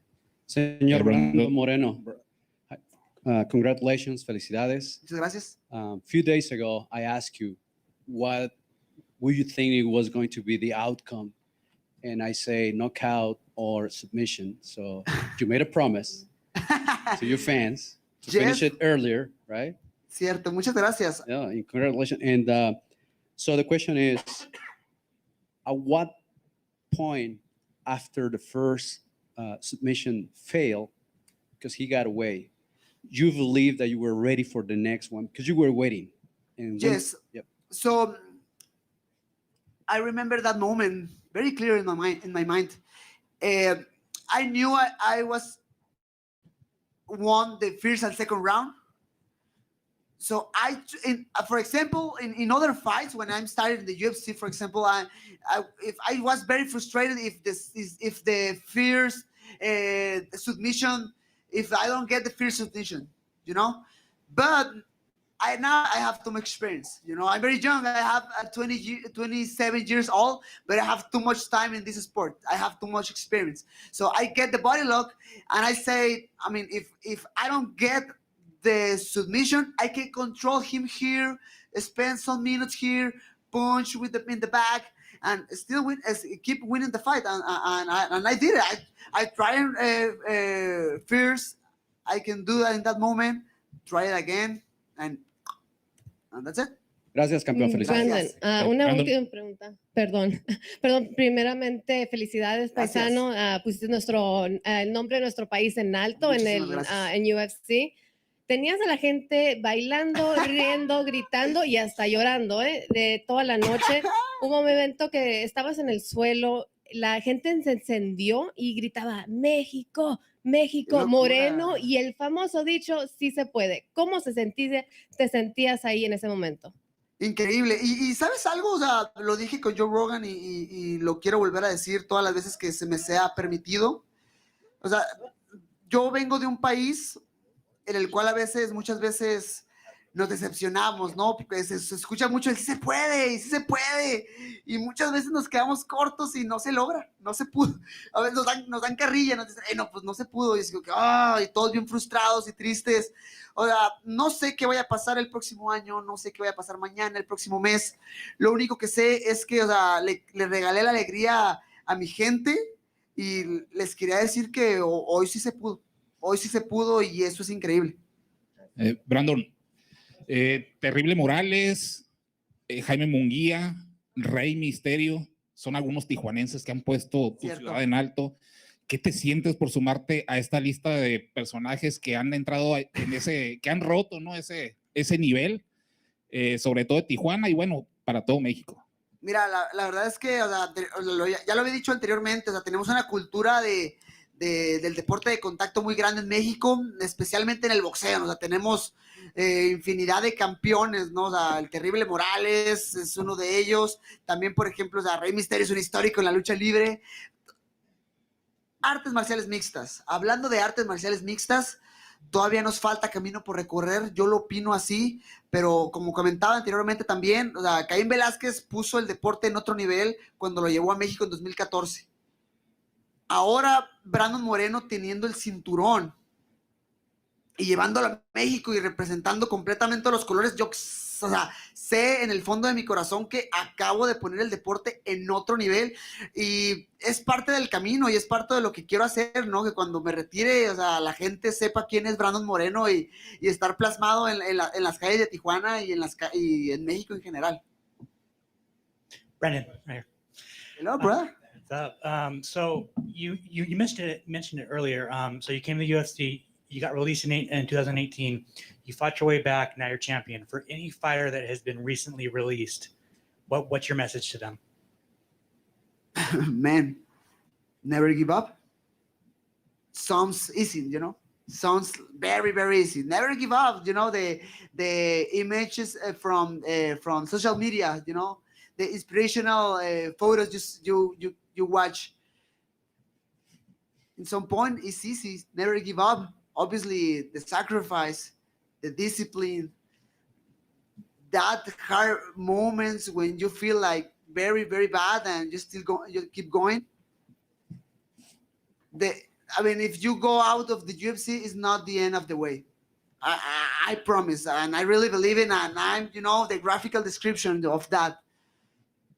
You can do it, you know, free commercial. You can do it and never give up. Congrats. Thank you.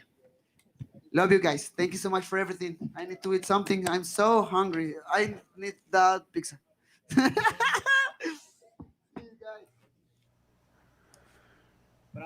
What a legend. What a legend.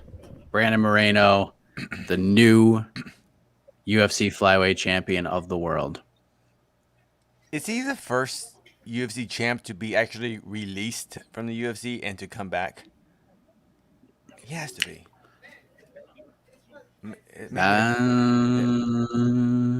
Yeah, that's a good question. I mean, just, that's a good question. I gotta think about that. Was Matt Serra released before that tough season? Maybe, yeah. Either way, it's just what. That's a good question. That's a good, yeah. What a freaking story. What? Me? Oh, you never know. It's like the world was right in that moment. This has been some post-fight press conference. This has been unbelievable. Oh man. You're getting a little loopy. Here we are. Getting loopy. I'm getting super loopy. Yeah, some of these questions are like, are you kidding me right now? Someone said Verdum. Yeah, Verdum. Touche. Verdum's, yeah. There you go. Bought out their contract. I kind of count that all as the same. But someone to be in the UFC, fight outside the UFC, come back and win the championship. Yeah, Verdum. Oh, here we go. Thank you, Izzy. Just crushing Arizona pizza. Here he is, the last style bender, the middleweight champion of the world. Congratulations. You need a second with the pizza. Wait, can I ask John, how come are you like the top dog? Okay, say less. We all know. Everyone knows they roll. Well, no, I was like, hey, everyone just steps back. John, let him do his thing. Good shit. Congratulations. I mean, listen, dominant performance start to finish. I'm sure you would have liked to get the finish if you could, but obviously you win every round. So as you sit there now, how did you feel about your performance tonight? I'm slowly starting to accept it as a great performance, but right now I wanted to punch him in the face more, but credit to him and his boxing coach. I'll say they improved their boxing a bit. So I think they thought that would be enough, but it wasn't enough. It wasn't enough. Yeah. We talked about, you being a performer. Man, the crowd in there tonight, I know that's, not what gets done in the cage, but did that have any influence on your performance tonight? Because it seemed like vintage Israel Adesanya tonight. I'm a troll sometimes, and you see me trolling them all week, so I just thought I'd keep it going. Sorry, I'm eating pizza. It's good, though. Take your time. Yeah. Yeah, vintage me, definitely. Just having fun. I did have fun in there, I'll say that. Yeah. You got a chance to show your wrestling a little bit. You got a chance to show your Brazilian Jiu-Jitsu as well. I'm curious, do you enjoy getting to show those kind of sides of you, or would you prefer to never even have to get to those moments? I do want to show. There was a point, I think there was my favorite bit of the fight actually so far was when he thought he had a rear naked choke, and he probably got excited, like, yes, this is it, my moment. And then I wasn't even bothered. I wasn't threatened, and I turned it on him, and I put my hand on his neck. You know, like that X-rated shit when you choke someone, you just look him in the eyes. And I saw his. I swear to God, I saw soul leave his eyes. I saw it, and I said to him, "You're scared, aren't you? You're scared, aren't you?" I said that to him. Find the tape. And I felt very powerful in that moment, just taking a soul away. But he's tough. I'll give him that. He's tough. But yeah, that moment for me was very powerful because I took hope away from him.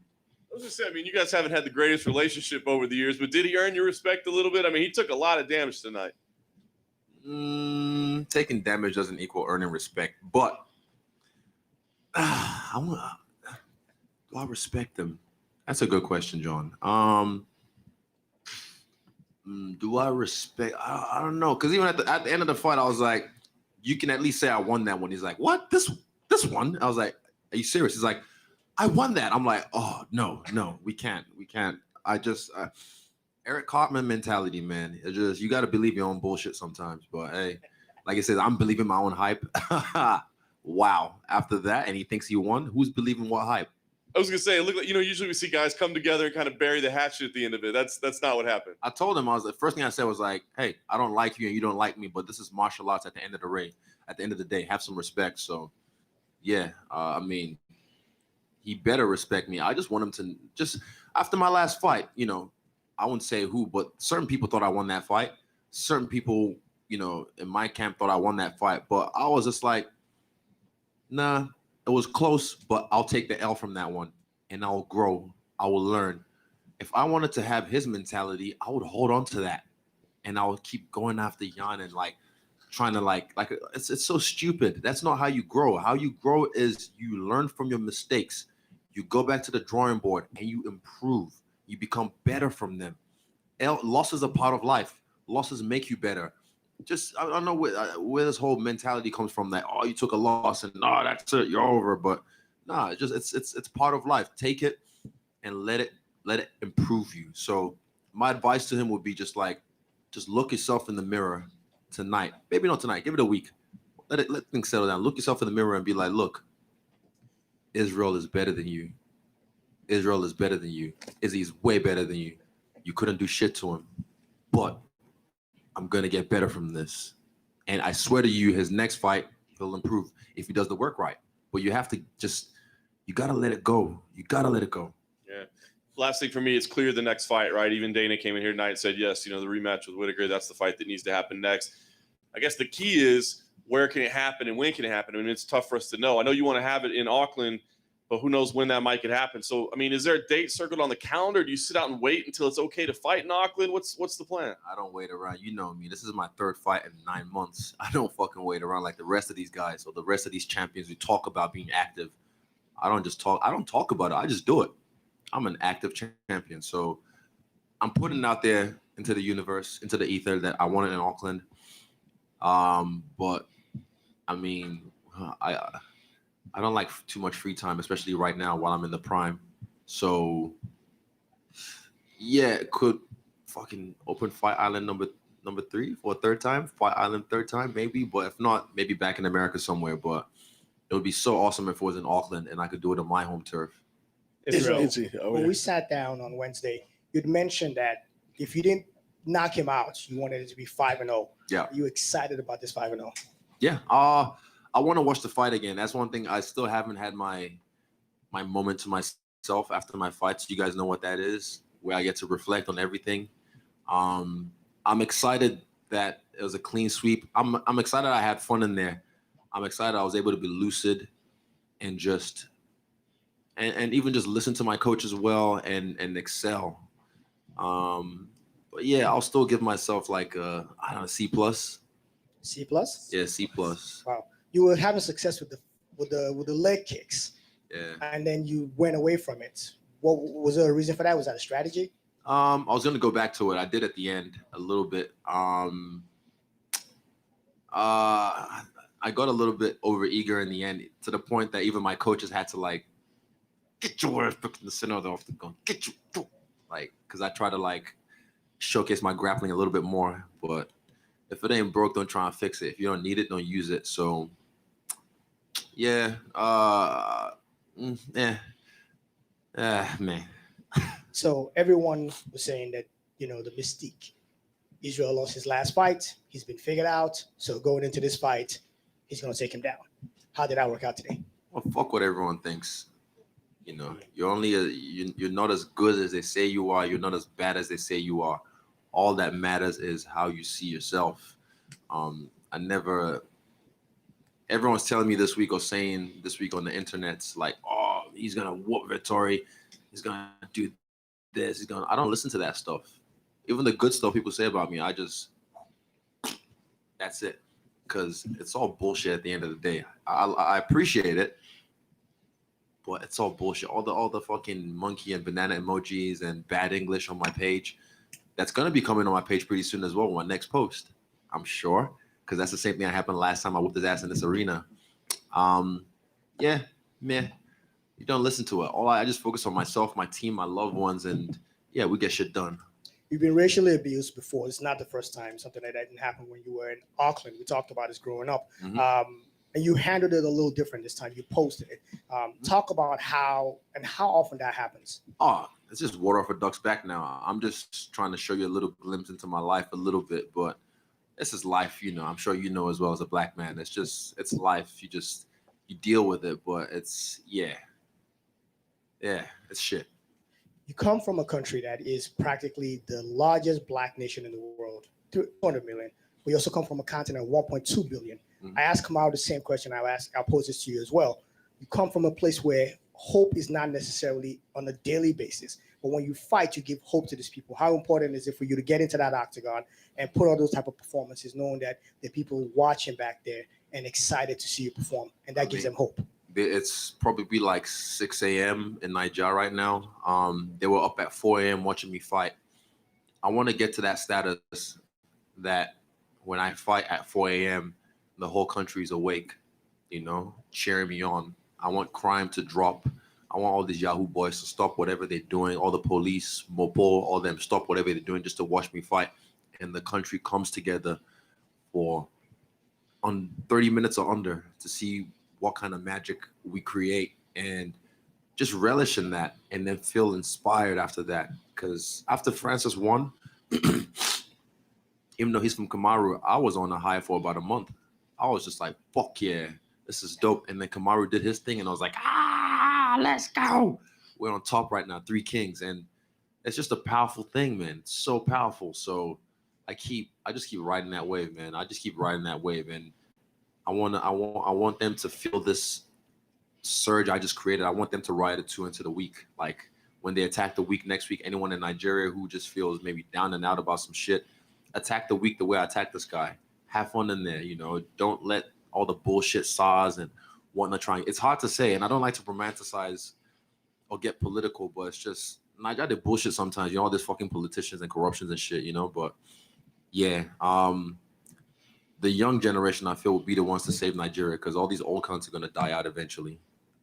Dad is here, and he had mentioned that your loss to Jan was a bad day at the office. Would you characterize it as the same thing as well? Yep, 100%. Just a bad day in office, but now we have a good day in office.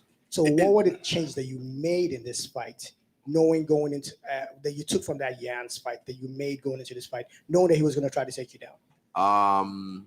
I just changed a few things. I don't want to get too much into. I got to go soon, but yeah, I've explained a lot on my YouTube already. Check out my YouTube, Freestyle Bender. Izzy over here. Right there. Oh, no, let him. So 2 seconds. This guy right here. Gotcha. No, go. Terrence McKinney was in here, and he said that he was hanging out in the lobby for hours on end. Just Terrence McKinney. Oh, yeah. He said he was waiting for you specifically for hours, and he almost gave up, and then you came down, and you kind of made his day when you took a photo. Brandon Moreno was just in here, and he said he's wanted a photo with you forever, and then you asked for his photo and kind of made his day outside of winning the title. So what do you say when your fellow fighters are waiting in the lobby just to take a photo with you? Yeah, I saw Terrence when I think I did my COVID test, so I checked in or something, and yeah, he was excited to see me, but I was just excited that he has a really good, like, big smile as well, and he has good energy. So I was just like, fuck yeah, I'll take a photo with you. And then I was like, you're fighting on the card, right? Yeah. And I was like, yeah, definitely, I'll look out for you.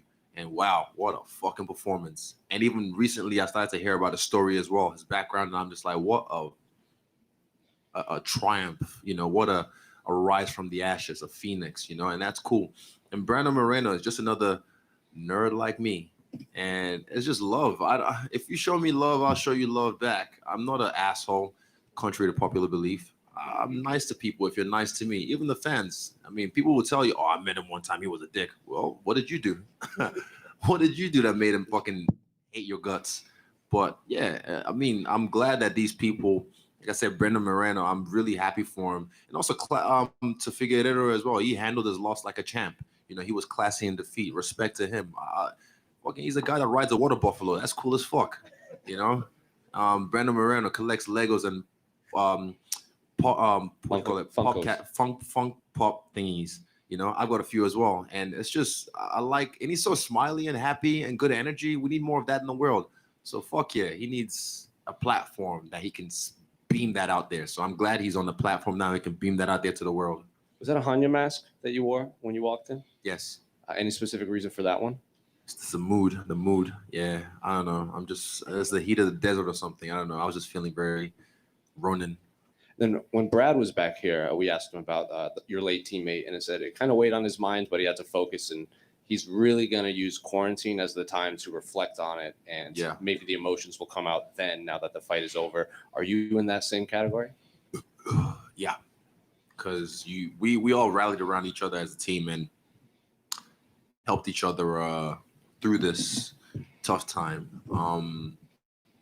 So sometimes I had to put my feelings. I'd let them, like last night I did a video diary and I kind of went through them a little bit and I shut it back up. But then in quarantine, I guess we could just pour it all out. Just bask in it because it's crazy. I just wish the government in New Zealand would just wisen up for fucking once.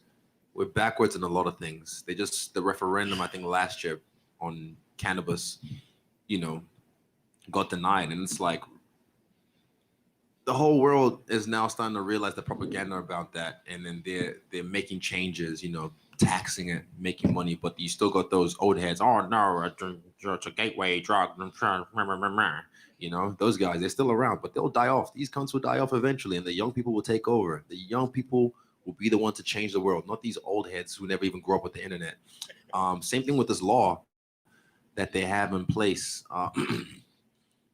With because Australia was ahead, they created like a really harsh penalty for people who blind shot people, and you'd expect New Zealand to do the same thing. But when the bill got proposed, I can't remember how many people passed on it, but it passed. For what reason would you want to pass a bill like that? If someone walks up to someone who's doing nothing, be it an old man or old lady, whatever, and blind shots them from the back, give them 20 years standard, because that's like assault with a deadly weapon. But no, someone's like, oh, that's a stupid. Who does that? I don't know. I don't want to get angry. I don't want to get political, but I expect better from the government of New Zealand. I'm not a politician. Don't fucking listen to me. I don't know shit about what. I don't know. But yeah, I just know right from wrong. And that was fucking wrong they did to my boy. It was wrong. And they know that too. Jacinda, I don't know who else is in your fucking cabinet. You know it was wrong. You know exactly what to do. I don't know what puppet master is pulling the strings, but you're the leader of the country. You handled the Musk shootings like a fucking champ. Can you please do the same with this shit too? Two more questions, guys. I gotta go. Okay, wait, you last two. All right, then. Gotcha. So when the lights shine the brightest, some of the hardest things to do ever is to be yourself and speak freely and act freely. And I don't really even have a question, man. I just want to tell you, all these years I've watched mixed martial arts, I want to thank you, because when I watch, I can feel that freedom. Giving me chills. I can feel it, and it feels good. And I wish everybody could follow in that same footstep of what you do. So thank you. I appreciate that. But I mean, this is something I'll say is the word cringe that gets overused lately. I see it so much. I walked out with the straw hat and the mask. Oh my God, he's so cringe. Can't he just do a normal walkout? why the fuck would I do that? That's not me. That's not me authentically expressing myself. And I had to break it down because I was like, why are people saying cringe? Like, I was like, what is cringe? What makes me as Izzy cringe? Cringe is when I see someone do something that I would never attempt, be it good or bad. But when I see someone do something that I would never attempt and it makes me cringe, like, I don't know, base jumping, I'm like, ugh. Like, it's cool, but I'll never do that. Or something embarrassing. I'm like, oh, why would you be doing that? Like, it's cringe, but they're enjoying it. It just shows that I would never attempt that because I don't have the courage to do that. And not really much makes me cringe these days. So when people say that to me, I'm like, oh, you just don't have the nuts to do what I do. Like you said, under the brightest lights, like I said at the weigh-ins, I put this shit on myself. I put everything on the line. So when it's time to shine, it's all mine. You know? But I just want to say thank you for that. Like, that actually gave me chills, and I appreciate you giving me that. Nah, thank you, man. Last one. The question for you, champ. When he tried to rush you on the stage on Thursday, did you know you had him? Because like there, I'm like, if I'm a betting person, which I am, but I didn't do it this time, I'm like, fight's over with. You already got him. Did you have that mentality? Because you didn't buck at all. You kind of like. I mean, I've been working with this guy. Shout out to my guy, Ryan from Good Dog NZ. He's been helping me because I've been busy, you know, so he's been helping me with Toothless, one of my dogs who isn't as social because I didn't have the time to take her out and stuff. So it kind of reinvigorated my love for dog psychology and watching the way dogs interact and the way they use their body posture to communicate and mark their scents and use their anal glands to leave scents in each other's faces. It's weird. Dogs do it. Look it up. Google. But yeah, working with him has helped me remind myself of how I used to do that all the time. I read people like coloring books. So easy. And when I was sitting there and I knew he was trying to pretend like he was cool, like he's calm and like, I know you're boiling inside right now. So I started to attack him, and I could feel the energy. He's like, I'm your fucking nightmare. I was like, do something, bitch. Do something. That was the energy I was giving him. And then when he finally broke, I was like, yes. And I didn't move a muscle because he's not a threat. He doesn't pose a threat to me. Even tonight when he had my back, like I said, he wasn't a threat to me. When he tried to take me down, it wasn't a threat to me. I wish I timed that knee better. But yeah, that'll be in another fight. Do you feel sorry. Carry on. Do you feel any pressure with being one of the three African kings not to be the one to end this beautiful streak? Nah, man. Nah. Like, this pressure makes diamonds. Like I said, shining, baby. I need more, by the way. But yeah, that's another story for another time. Hey, thanks you guys. Thanks for staying up. Appreciate you. Easy as. One last one. What? Last week I was at the Paul Mayweather fight. I covered both sports. Oh no! It's about you. It's about you. It's about you. They. I had somebody come up to me and said that you inspired them. A kid from a lot of people in the boxing community, like, who's that African brother from New Zealand that be knocking people out? And they want to know, like, is that swag for real? So they were looking out for you. You got people in the boxing community that support you. Man, I mean, I've met, the Paul brothers. I've met some of the people. Fans. Oh yeah, definitely. I mean, I love what was happening. I was thoroughly entertained, and yeah, I take inspiration from everywhere. Inspiration isn't limited to one certain sport. I take inspiration from fucking dolphins on Instagram. It's fucking cool. Yeah.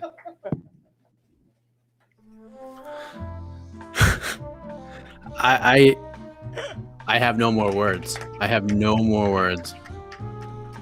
The wackiest post-fight presser in the history of the UFC has come to an end. Again, just a reminder, no post-fight show live. There will be a post-fight show later. Jose and the great Sean Al-Shadi are probably digesting what just happened over the last 2.5 hours or so. And then they will react to the event, and then it will appear on our YouTube page. So thank you for watching. Casey, wonderful job. We survived. We survived. We did it. America. God bless America. Yes. One more time for the constitutional king, Dana White. I love that First Amendment. For making it happen. America. F yeah. Good night, everybody.